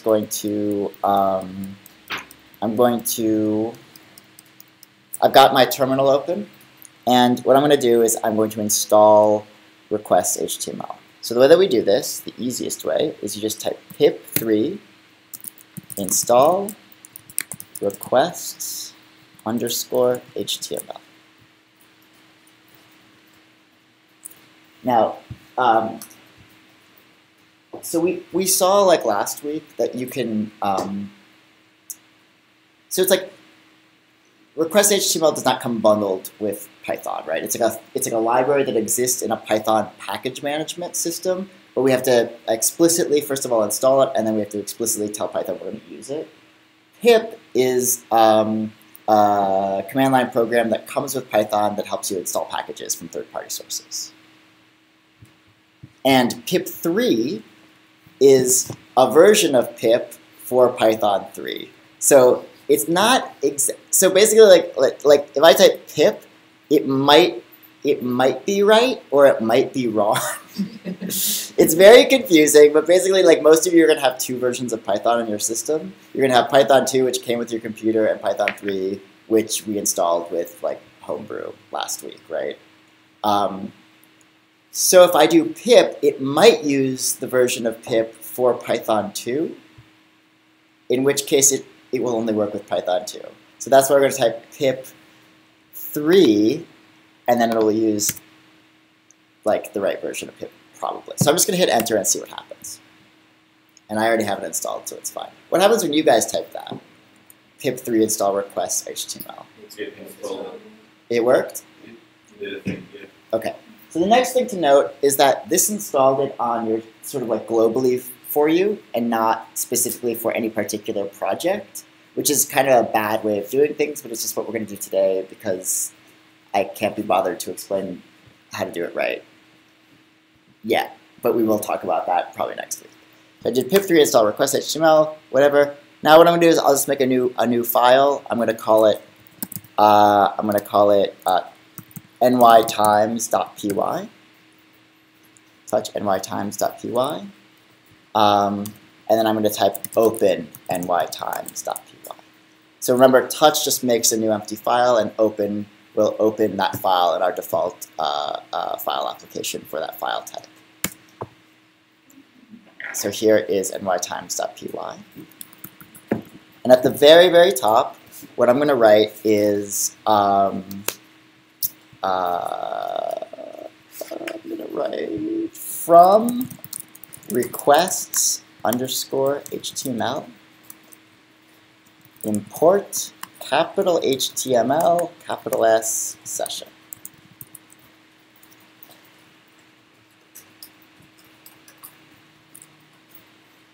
And what this does is it imports, it looks into the request HTML library and pulls out this class called HTML session, which we use for making HTML requests.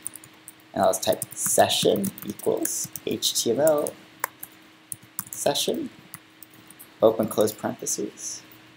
And finally, we'll say response equals session.get, open parentheses, in quotes, https://nytimes.com, close quote, close parentheses.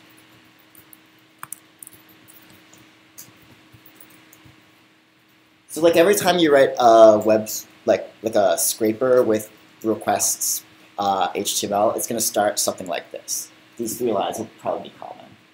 You import the library, you make this session object, and then you say session.get and then some website. And then what happens is it makes a request to that URL, and it downloads the website into this response object, which will then let us do more stuff. So if I just want to print out the source code, I say print response.html.html. And I'm just going to do that really quickly, just so we see. I'll say Python nytimes.py. And this is the beautiful HTML for the New York Times. Wow. We could do this with like, yeah, it's fine. It's just this huge HTML file. Yeah, just grab, yeah, it's just the home page. It's just the same as typing it into your browser. Okay, so that wasn't super useful. Isn't there an error that says no module name requests underscore HTML? Oh, one thing that you might you might have to do Python 3. Sorry, I did Python 3 and what? Yeah. Try that. Sorry, it might be Python 3 and not Python. And if that did not work, also, then let me know.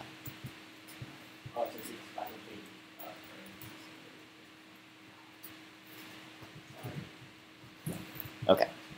So this is just like printing out the whole HTML, not very exciting. Let's instead get all those H2 tags. So the way that we do it is very similar to the way that we did it in the browser. We'll write titles equals, and then response. And you could call, you don't have to call it response, you could just call it like R for short or something. I'm just calling it response to be very verbose. Response.html dot find. And find is the equivalent of query selector all. Dot find and then open parentheses and then whatever CSS selector we want. I'll just do H2. And what this does is it returns an array, or rather a list in Python, of all of the H2 H2 tags. So now let's iterate through that list and print it out. For t in titles print t.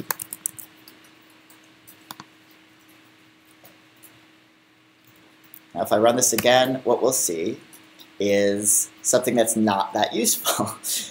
What it did is it printed out a string representation of each of those elements.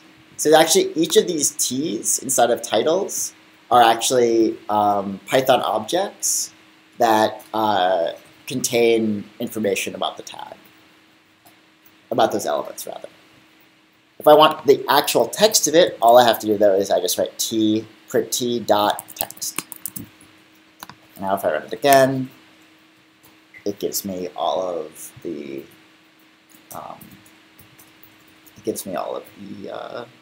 titles. So that's web scraping. We web scraped. We did it. Of course, I could do this with any tag on the page. I could say, give me all of the give me all the links. And these are all the content of all of the links. And this is just for the homepage of the It's just for the homepage of the New York Times. Right, I did the same thing for the Spiegel, and the other newspaper, and it also works. And it will, of course, yeah, it'll this same code will probably work like for lots of websites you look at, right? Of course, let's like make up something instead. I'm just gonna write, instead of A or H2, I'm just gonna write some gobbledygook in here.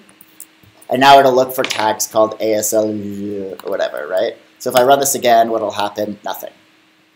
It was an empty list, and so there was nothing that it could do. Questions?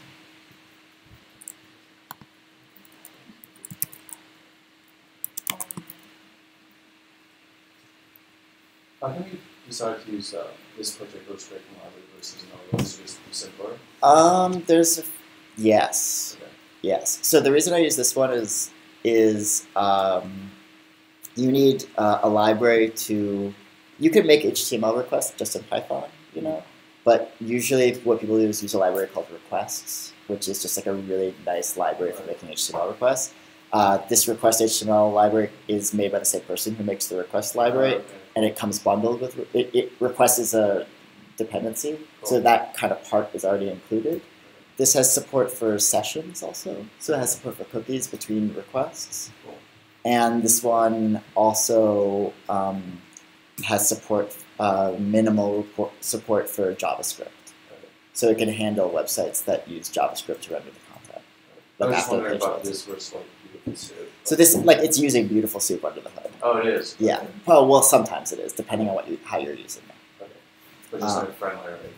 It's just a little bit friendlier. So like the same thing in Beautiful Soup. There's another library called Beautiful Soup, which does a similar thing, but the same thing in Beautiful Soup with I think the command, it would be something like, instead of find, it's like HTML dot find by query selector or something. And you know, it's just like a little bit more like verbose and annoying. So I find this one a little bit easier. Yes. Is there a way to turn off the JavaScript within this like Python file? Because I'm having a problem where I can't get HTML elements because there's like a JavaScript pop-up.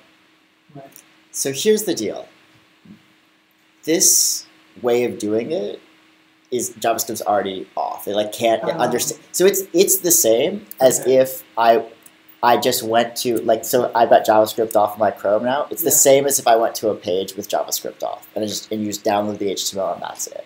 So one thing that is always handy to do is when you're sort of researching and trying to do some web scraping is you might want to start by turning JavaScript off, right? And going to that website with JavaScript off to see what it's like, because that's exactly what your Python program is going to see. Yeah. So let's do the classic Craigslist. Other questions about this? Yes. So what exactly does this text thing do? Because I have like headings that have a subheading, and then it just prints the entire thing. Yes. So yeah, great question. So what will happen is that if there is So this text attribute, what it does is it just gets the entire text of that tag stripped of HTML. So if there's a tag within a tag within a tag, it'll get all of those things. So also what I can do, let me just comment this out for a second. If I print print response.html.text, it'll attempt to give me the whole text of the page without any HTML tags. So let's just see if that works. It's probably like really weird on the times because it has all this weird JavaScript in it too. Whoa. Let me do it for like, I don't know, I'll just do it from like my personal homepage and hopefully it'll, right. So this is like my personal homepage, the text for the front page, which just ends up being like the names of my projects and like the dates that they happened, right? Or you could do it like Wikipedia.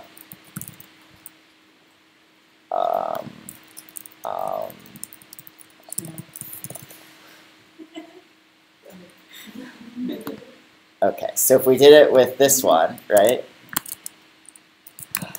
This vital text. Let's see what happens.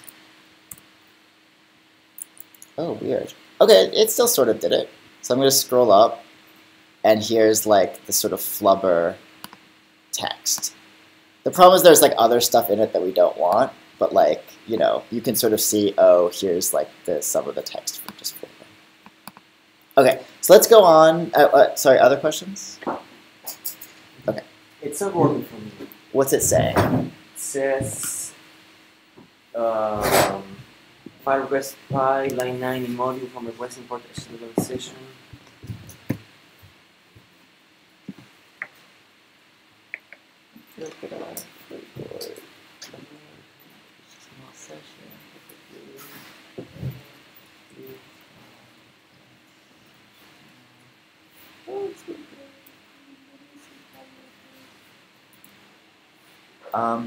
Let's come back. Yes, sure. You might have to reinstall it with super user permissions. Okay. I'm not sure. It might be something like that. Okay, so let's do like a slightly, still easy, but like, or not, you know, still like sort of beginner, but like slightly more complicated example, which is let's do Craigslist. So that's an always good one. So we're on Craigslist. What do we want to? What's a good category for us to look at? I usually do misconnections. That's like the most obvious, fun one. But we could do like a different one if you guys wanted to. What's this connection? It's where people are like, I saw you on the subway and you were so cute, but I didn't say hi.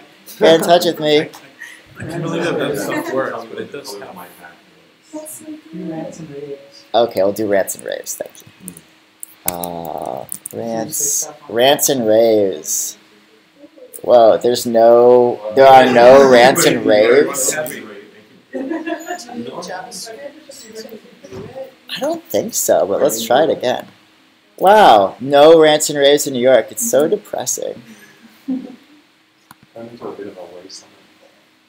I know. It's just so. Okay, well let's do volunteers. Let's see what volunteers people need. So I'm gonna go and I'm at the volunteers page, and I'm just looking at the URL here. I'm actually gonna make, before I do this, I'm gonna go ahead and I'm going to make a new file. I'm gonna call it Craigslist.py. Do you want to know who he is? I'll show you who he is. Craig Newmark. That's Craig. There he is. He's the founder of Craigslist. Do you know about Craigslist? Where's he now? Yeah. Where's he now? Well, what he does is he feels really guilty for destroying journalism, so he like funds all these like journalism things now. It's pretty funny.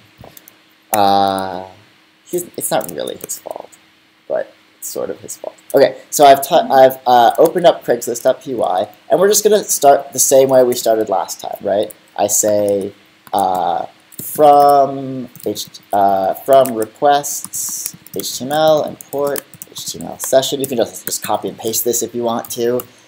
Session equals HTML session, and then R equals session dot get, and then finally I'm going to go ahead and paste this in. Okay, so now we have our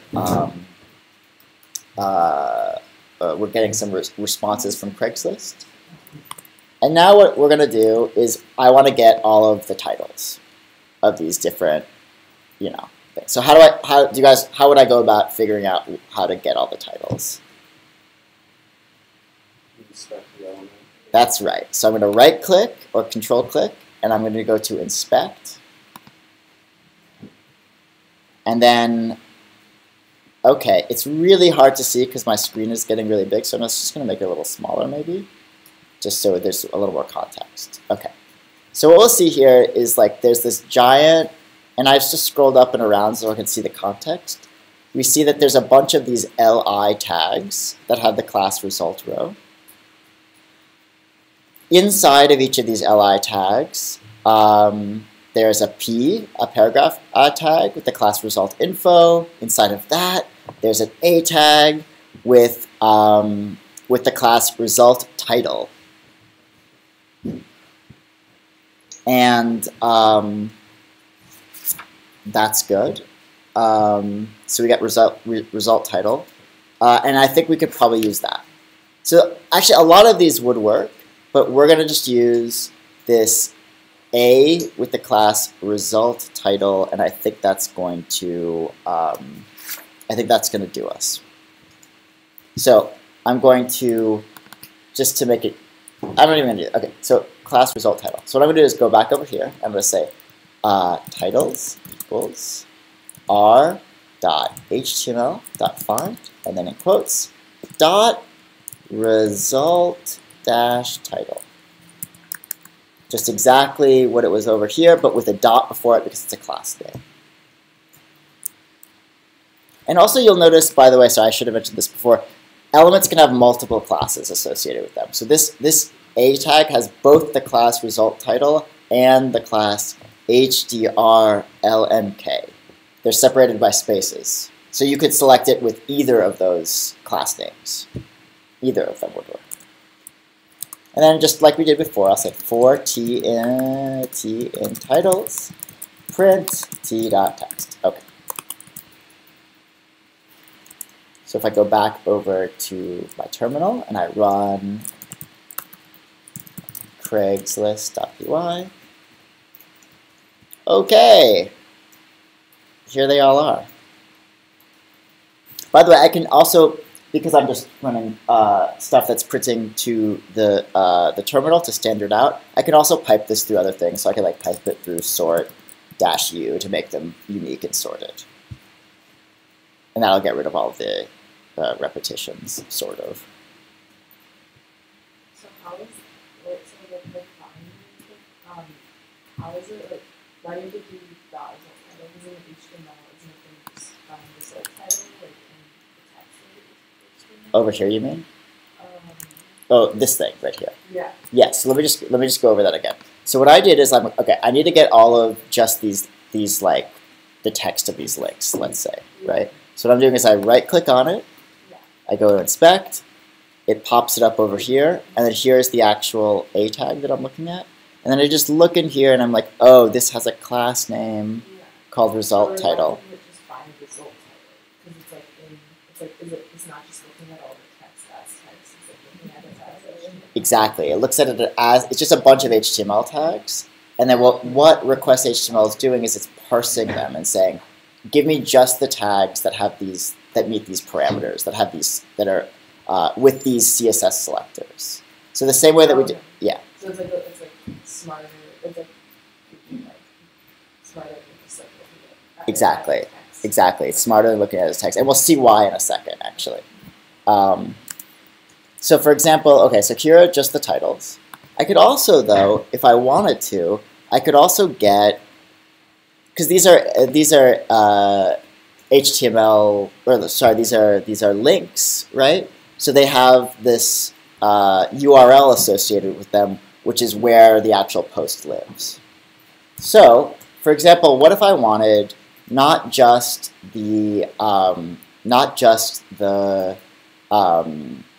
title of the post, but I wanted to actually click on it, and then I wanted to get this post body, this content. So then what I have to do is I have to actually tell my Python code to more or less click on the link, then go to this site, then get this text here. So let's do that really quickly. The first thing we have to do in order to do that is we have to get the URL of the link. Do you have a question? No. Okay. So far we've just been using this .text thing. As I mentioned before, like these HTML tags also have attributes. So the URL of the link is under the href attribute. And we can pull out the attributes and store them using this, I'll show you in a second, this attr's attribute. So I can say, let's just do this for a second. Instead of printing it out, I'm going to say post underscore title equals t.text.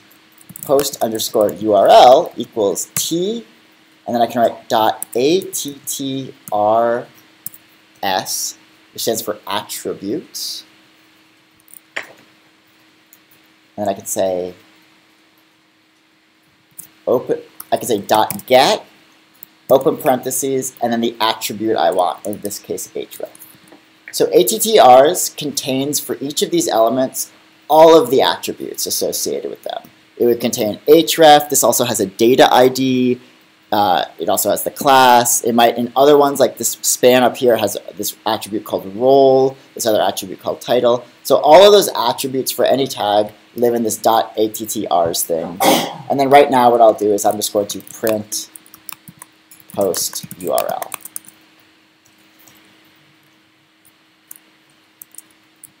So if I run this again, it should print out just the URLs for all of them.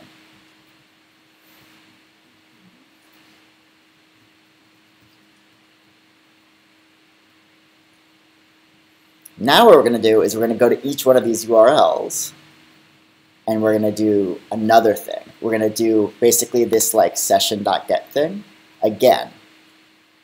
So what I'm going to do is I'm going to say in this loop r equals session.get, and I'm just going to override the previous r because we don't need any anymore. R equals session.get post URL. And now I'm going to get that URL. And then I have to figure out, I'll do it again, click here, right click on this body. And I can see immediately that it's in a section, a tag called section, that has ID posting body. So I can just grab that, and I can say, so r equals that, and then body equals r.html.find, and because this is an ID, not a class, I write hashtag before it, posting body. And there's one other thing I have to do, which is that this find method always returns a list, but there's only one post body on the page, not a list of them. So what we have to do is add a parameter to find that says we just want the very first one. So we just say, comma, first equals true. And this, by the way, is in the docs for request HTML. And then finally, .txt. So this gets the first element that matches the CSS selector, hashtag, posting body, gets the text of that, and now let's print them out. I'm going to print out post title, and then I'm going to print out body, and then I'm also just going to print out like some underscores just so we can see that it's a new thing. And I'm going to answer your question after I run this to make sure it works. Oh wait, there's one other thing I'm going to, oh, yeah, what's your question? You know how you pass that argument in first true so that you would only get the first element. If you didn't have it, you would have gotten a list with one. That's right, that's right. You could have just gotten the list and accessed the first one. That's right, that would be fine too. But the problem is that what this does that's nice is it returns none, the keyword none, if it doesn't exist. So you just have to check for it in some way. You have to just do, so otherwise if you try to access 0, if it returned an empty list, if you tried to access 0 of it, you would get an error. You get an error.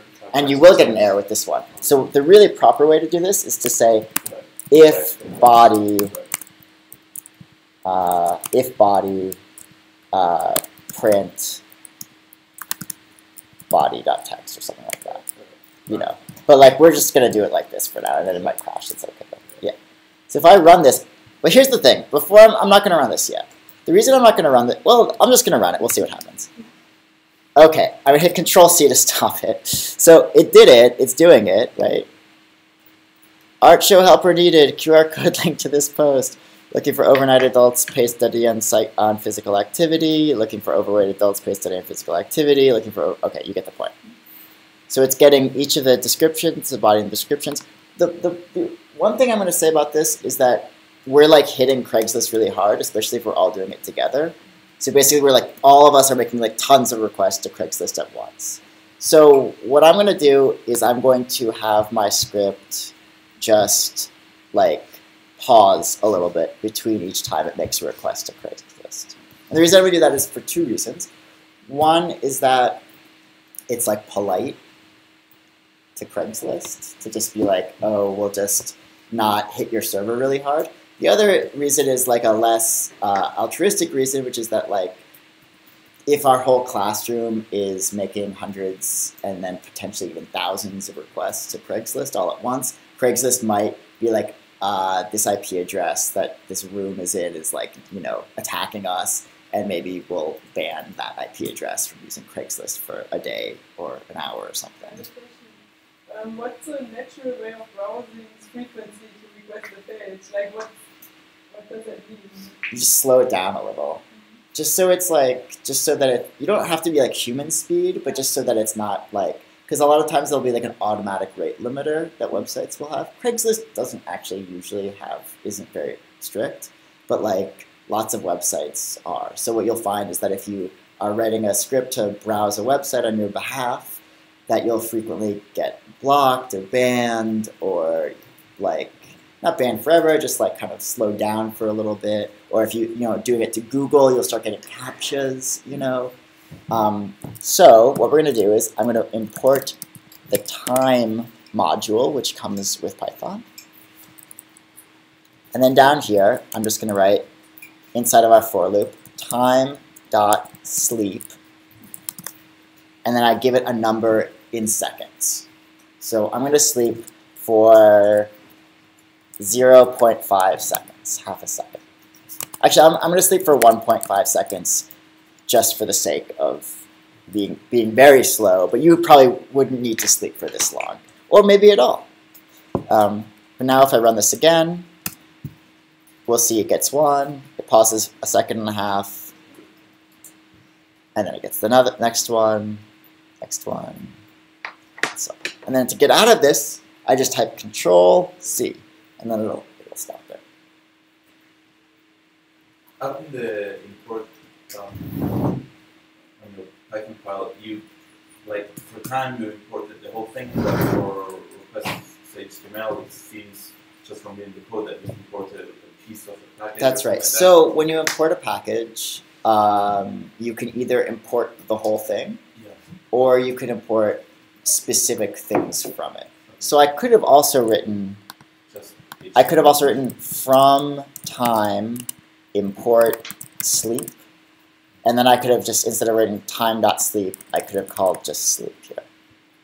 That's the difference. And it actually doesn't matter.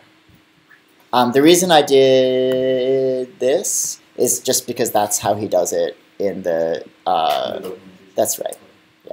But it really actually doesn't, it's just whatever you want, you know. And also because we're only making one HTML, it really is just up to you, you know. But if the documentation doesn't want way, I'll usually just do it the way the documentation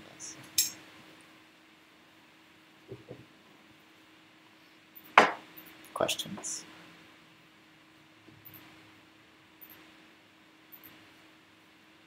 You can sleep any function call. You can sleep anytime, whenever you want to. Yeah. Yeah. Yeah. Yeah. Totally.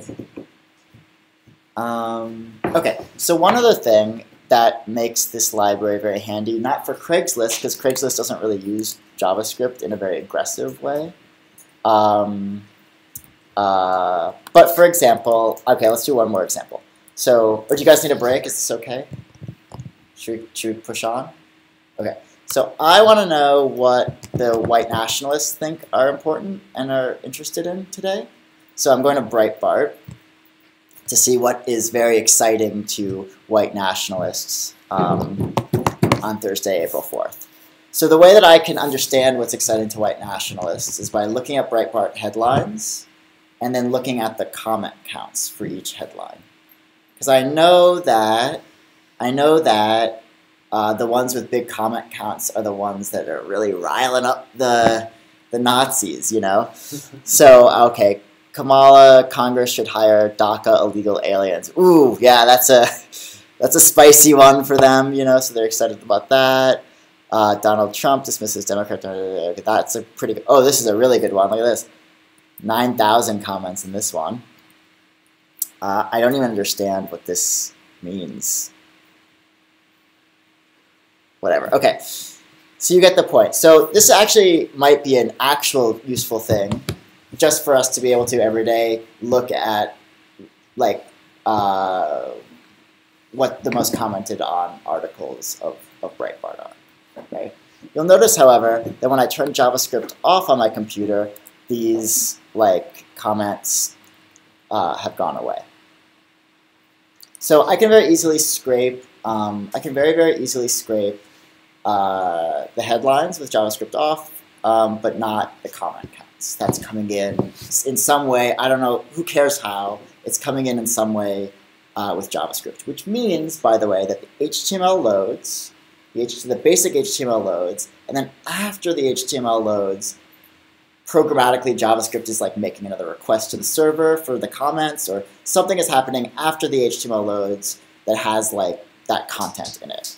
So when I do request HTML, just trying to get this page, it'll get everything, but it won't get the comments. Okay. So let's make a scraper that does this for us. So I'll do touch. What's a good name for this script? Call it. Oink. What is it? Oink? You said? Yeah. Oink. Okay. Call it oink.py, and then I'll open up oink.py. And then I'm just going to, for the sake of not having to type things over again, I'm just going to copy. This whole top section here, because that's going to be the same. I'm just going to copy that whole top section from our last script into our oink.py. But I'm going to replace this session.get with from Craigslist. I'm going to replace it with Breitbart, which I still don't know how to spell. And then let's figure out what we're going to get. So we want this guy, we want this guy, we want this guy, we want this guy. I'm going to inspect. And it looks like, let me just do that again.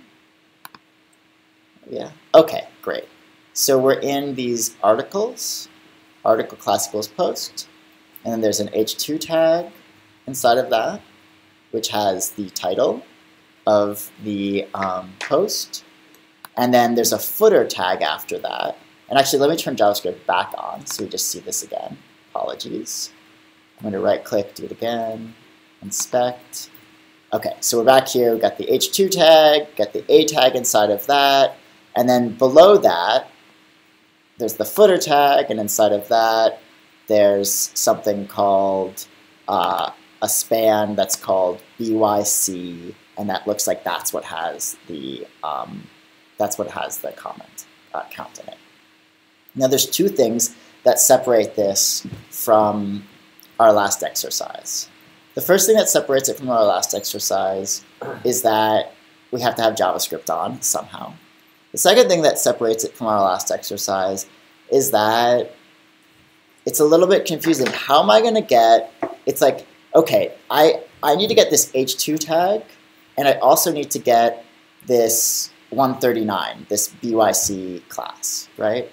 But they're sort of like, they're both inside, they're like, how do I get both of them and associate them with each other, basically is the problem.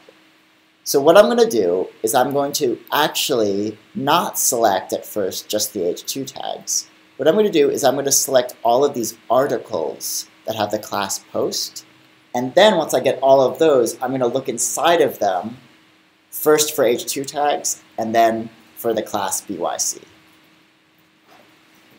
So I'll show you how it works. I'm going to say articles equals r.html.find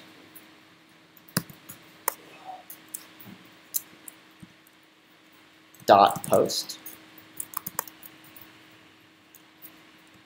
then I'm going to say for, I'll just call it A in articles. And here's the tricky part. What I can do is I can actually call this find method on individual elements, not just the entire HTML page. So now I can say title equals A dot find. Is that right? Or is it a.html dot find? I can't remember. I think it is a, well, we'll just find out in a second. A.find, it might be a.html.find. A.find h2. Oops. And finally, and then comments equals a.find, and then in quotes, .by capital C, because that's what this weird class is. So what this is saying is, look just inside of every individual article tag, first for the h2 tag, and then for this .byc class. And finally, I will print, and actually what I'm going to do is say .text. Oh no, sorry. I have to say comma first equals true, and also first equals true.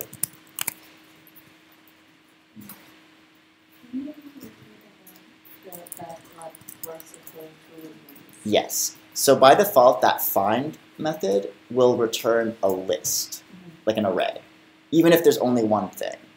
So in situations where we only want to get one element, I just add this parameter of first equals true, and then it only gets me one element. Otherwise, it always returns a list. And so in this case, what it's going to do is it's going to first get maybe this article, and then it'll get this article. So it'll first get this article, and it'll say, in this article, find the h2 tag. But just there's only one of them, so we're only saying first equals true. Then find this comment tag. Does that make sense? No. There's no second equal true, but if you wanted the second one, what I would write is this. I would say find, and then I would just say 1. Because it's an array, or it's a list. Yeah. We'll just see what happens. I'm going to do print title, and then comments. But actually I have to do print title.txt and comments.txt, or text. So run it, python 3.py, and we're going to get an error probably. We didn't get an error.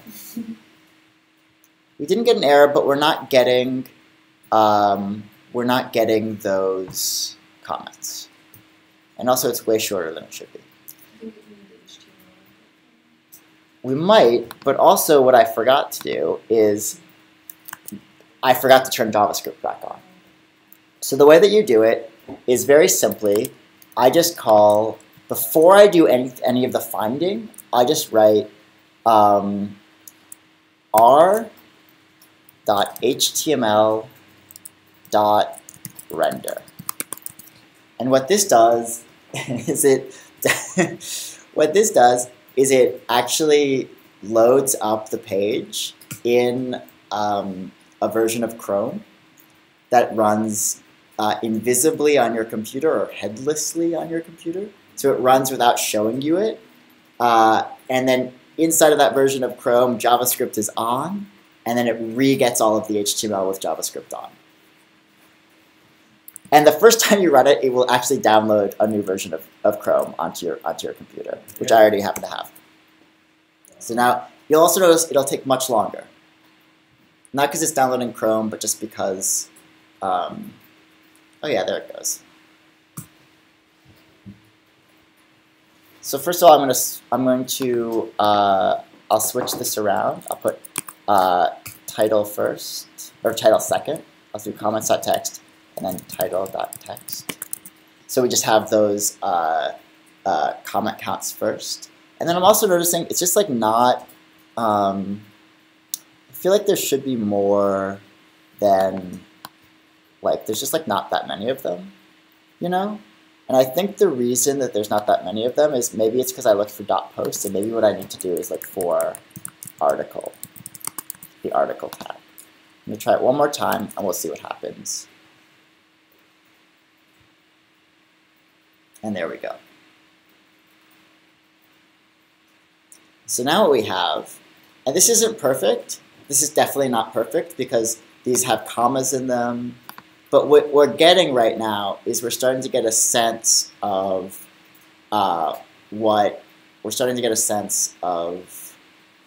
like the sort of landscape of the ultra right wing in America just by doing this one script. Could you quickly, from Python, sort them? Yes. Like, Although the highest ones? Yes, yes. So the way that we would sort them is a little bit complicated in Python. I mean, it's not that complicated. What we would do to sort them in Python is we'd have to put them all on a list, and then we would have to sort that list in Python, and then we could print them all out. Another thing that we could do, though, is we could actually use the command line tool sort and pipe the output through that. So, and I'll show you how to do that. So what I'm going to do is I'm going to say, first of all, one issue is that these are not numbers. These are strings, because they have commas in them. Actually, let's just try this first. So the way that I would do it is I would just write this pipe through sort -n. The -n means sort it numerically rather than alphabetically. I'm not sure this is going to work, so I'm just going to try it and see what happens.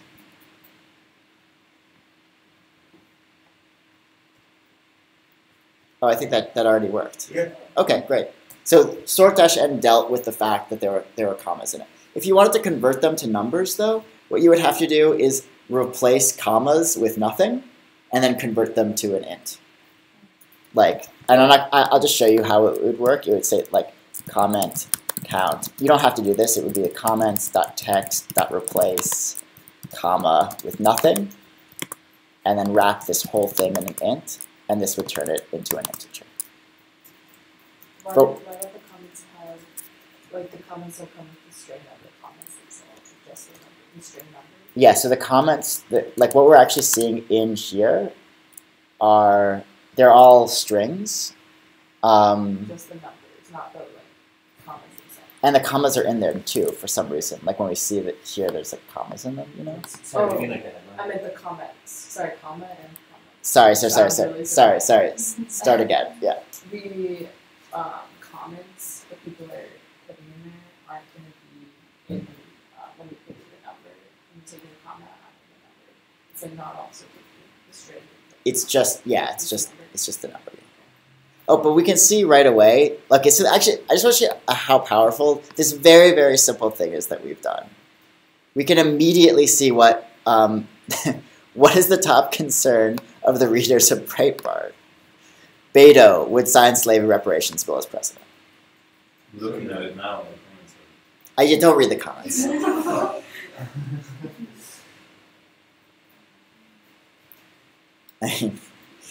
Yeah, you probably don't want to read the comments.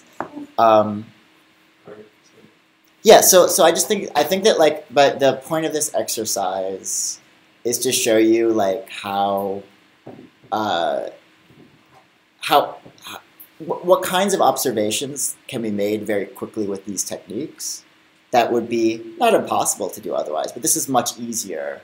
You know, I mean, like you could run the script every day and then you could see what's happening in this sphere of politics over the course of like a year or something and really get a real understanding of it, you know, not a real understanding, but like an understanding of narrative in a way that would be difficult to achieve through just pure qualitative analysis.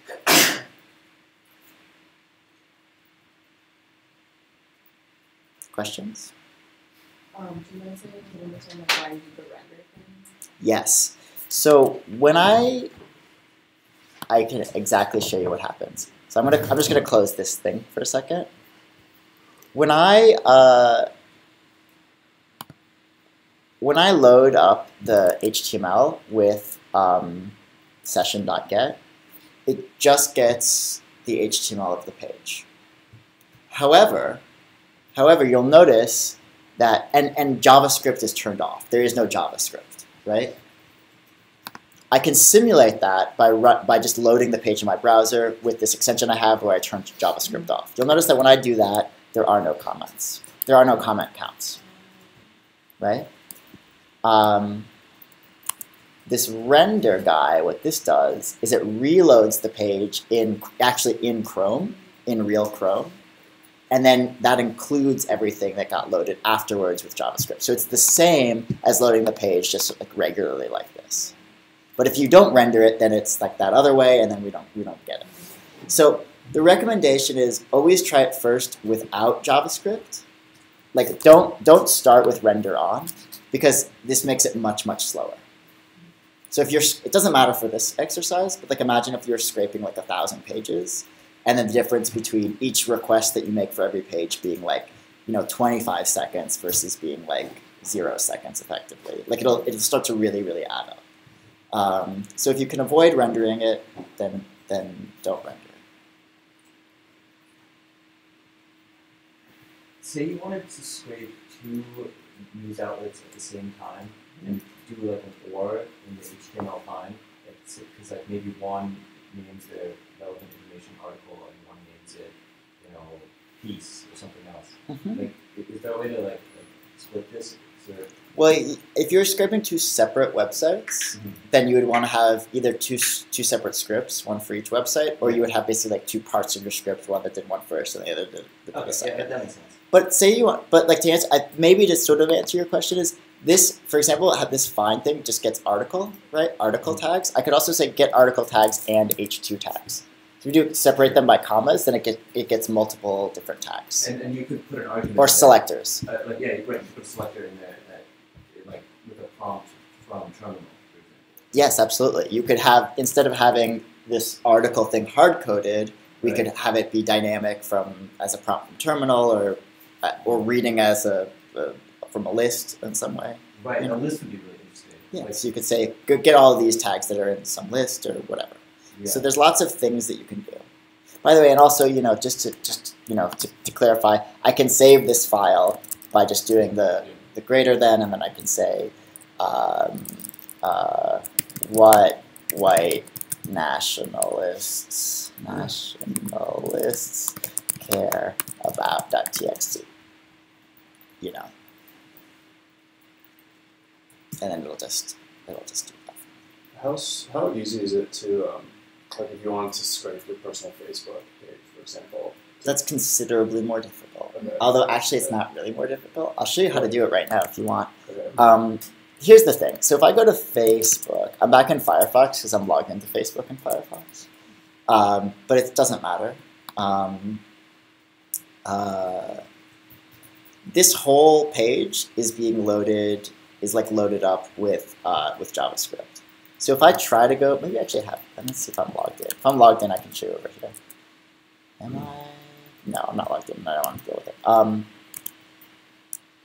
If I try to look at this with JavaScript off, it just like won't load at all. It just like doesn't. There's like no part of this works. But what I can see, and this is maybe a lesson for like another day, but just very, very quickly, I can actually. I opened up the console here. If I go to the network tab, go to the network tab. This is advanced. Don't worry about it. I can actually, and when I scroll down, I can see the new content loading in.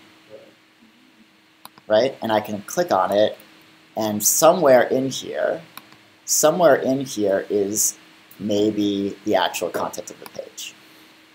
Like maybe it's this one. Whoa. But I mean, like, you It's can get batty. past, like, a login screen. Is that Yeah, but check this out. So then what you do, so yeah, this is not the right one. I don't know what the right request is that I'm looking for. Okay. If I go over here, I copy it, I right click on it, I can copy as curl. And then that'll copy that whole request, including my cookies and login. And then I can do that. I can scrape that. That's cool. Yeah. Yeah. So you don't need to like establish a headless Chrome session, pass in your login. No. Okay. If you can figure this part out, you can just do it that way. This is like the easy. So it's actually like really easy to scrape like kind of these Ajax-based sites as long as like they're receiving kind of clear JSON files, right? Cool. Which most of them are. So, like a better example might be like Instagram. So I know this is a bit of a detour, but we have like 8 minutes left, so who cares, right? So you guys can see my Instagram. So if I go over here and I scroll all the way down, I'm going to bring up the network tab again.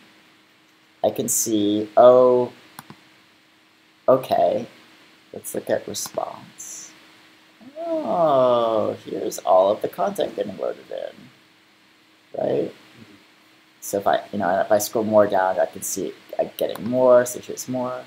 So I can go right click, copy as curl, and then what I can do is I can go to this funny website, convert curl to requests. Let's go at curl.trillworks.com. I'll just paste in that curl command and it'll give me Python code that includes all my cookies. Now if I gave you this code, or you copied it really quickly, you would be logged in as me in Instagram. But it would only give you what was rendered on that page when you checked it. Like it wouldn't, you couldn't like scroll on dynamically. Yeah, but so if you look at these, what's going on here, and we haven't talked about this yet either, but there are, whoa, it's very confusing. But there's something here that's like fetch media item count, cursor. So you can change it, and you can just and then you can start to make dynamic requests. Yeah. So you can kind of use that to start. Anyway, that's like more advanced than I wanted to do today. Curl.trillworks.com. But basically the flow of it is that like you right click on a request, you copy as curl, paste it in here, paste it into Python or JavaScript. Or PHP or something if you want to.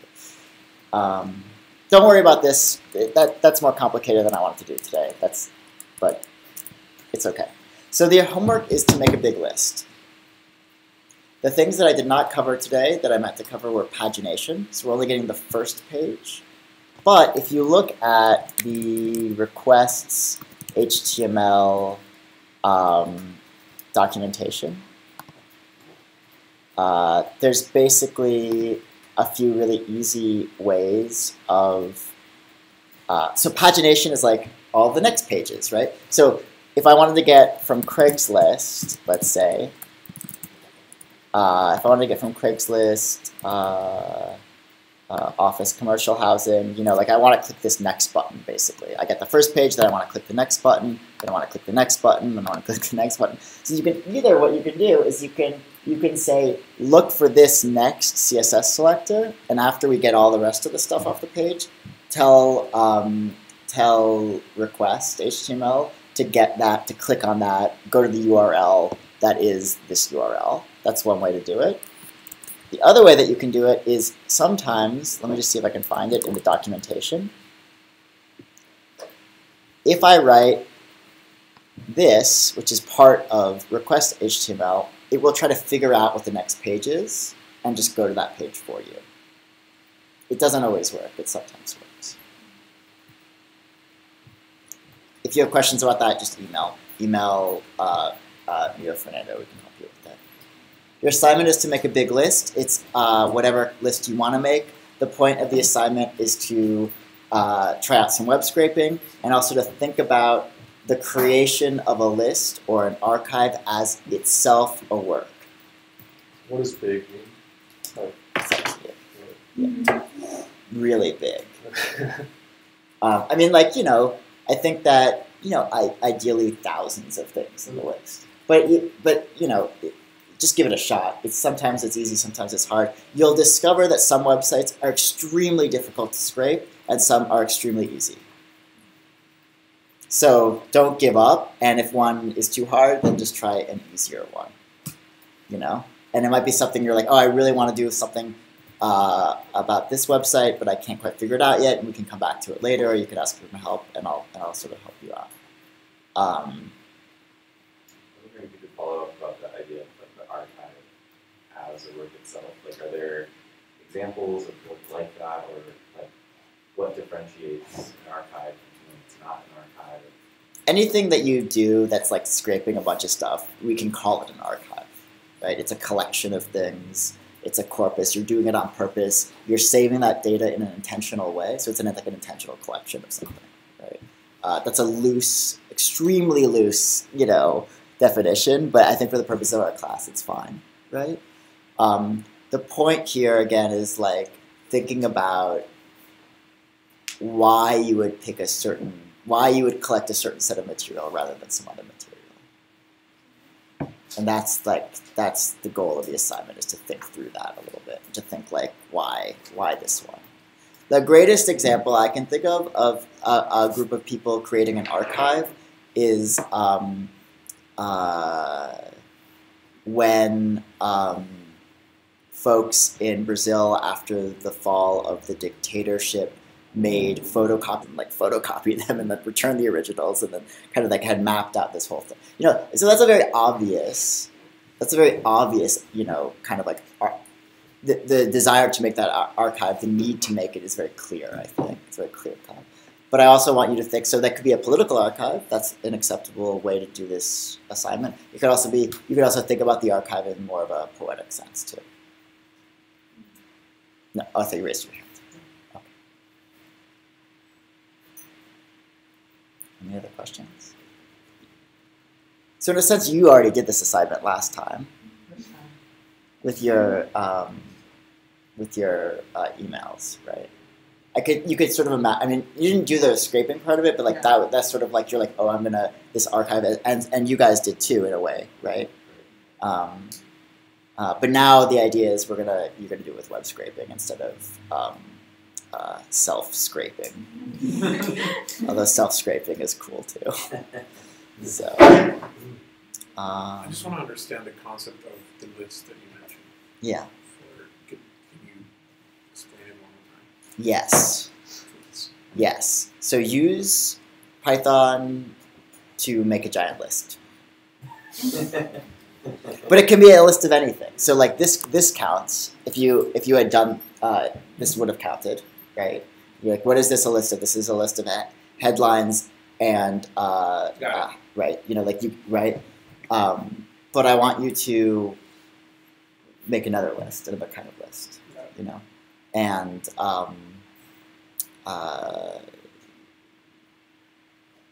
you know, the idea here is that when we take, you know, particular pieces of a page outside of their sort of their context, right? What happens to them, right? Yeah, list archive. If you're not sure what to do, you could just email me or Slack me a few ideas, and I can give you feedback on them before you get too deep into it. Okay, thanks guys. Thank you.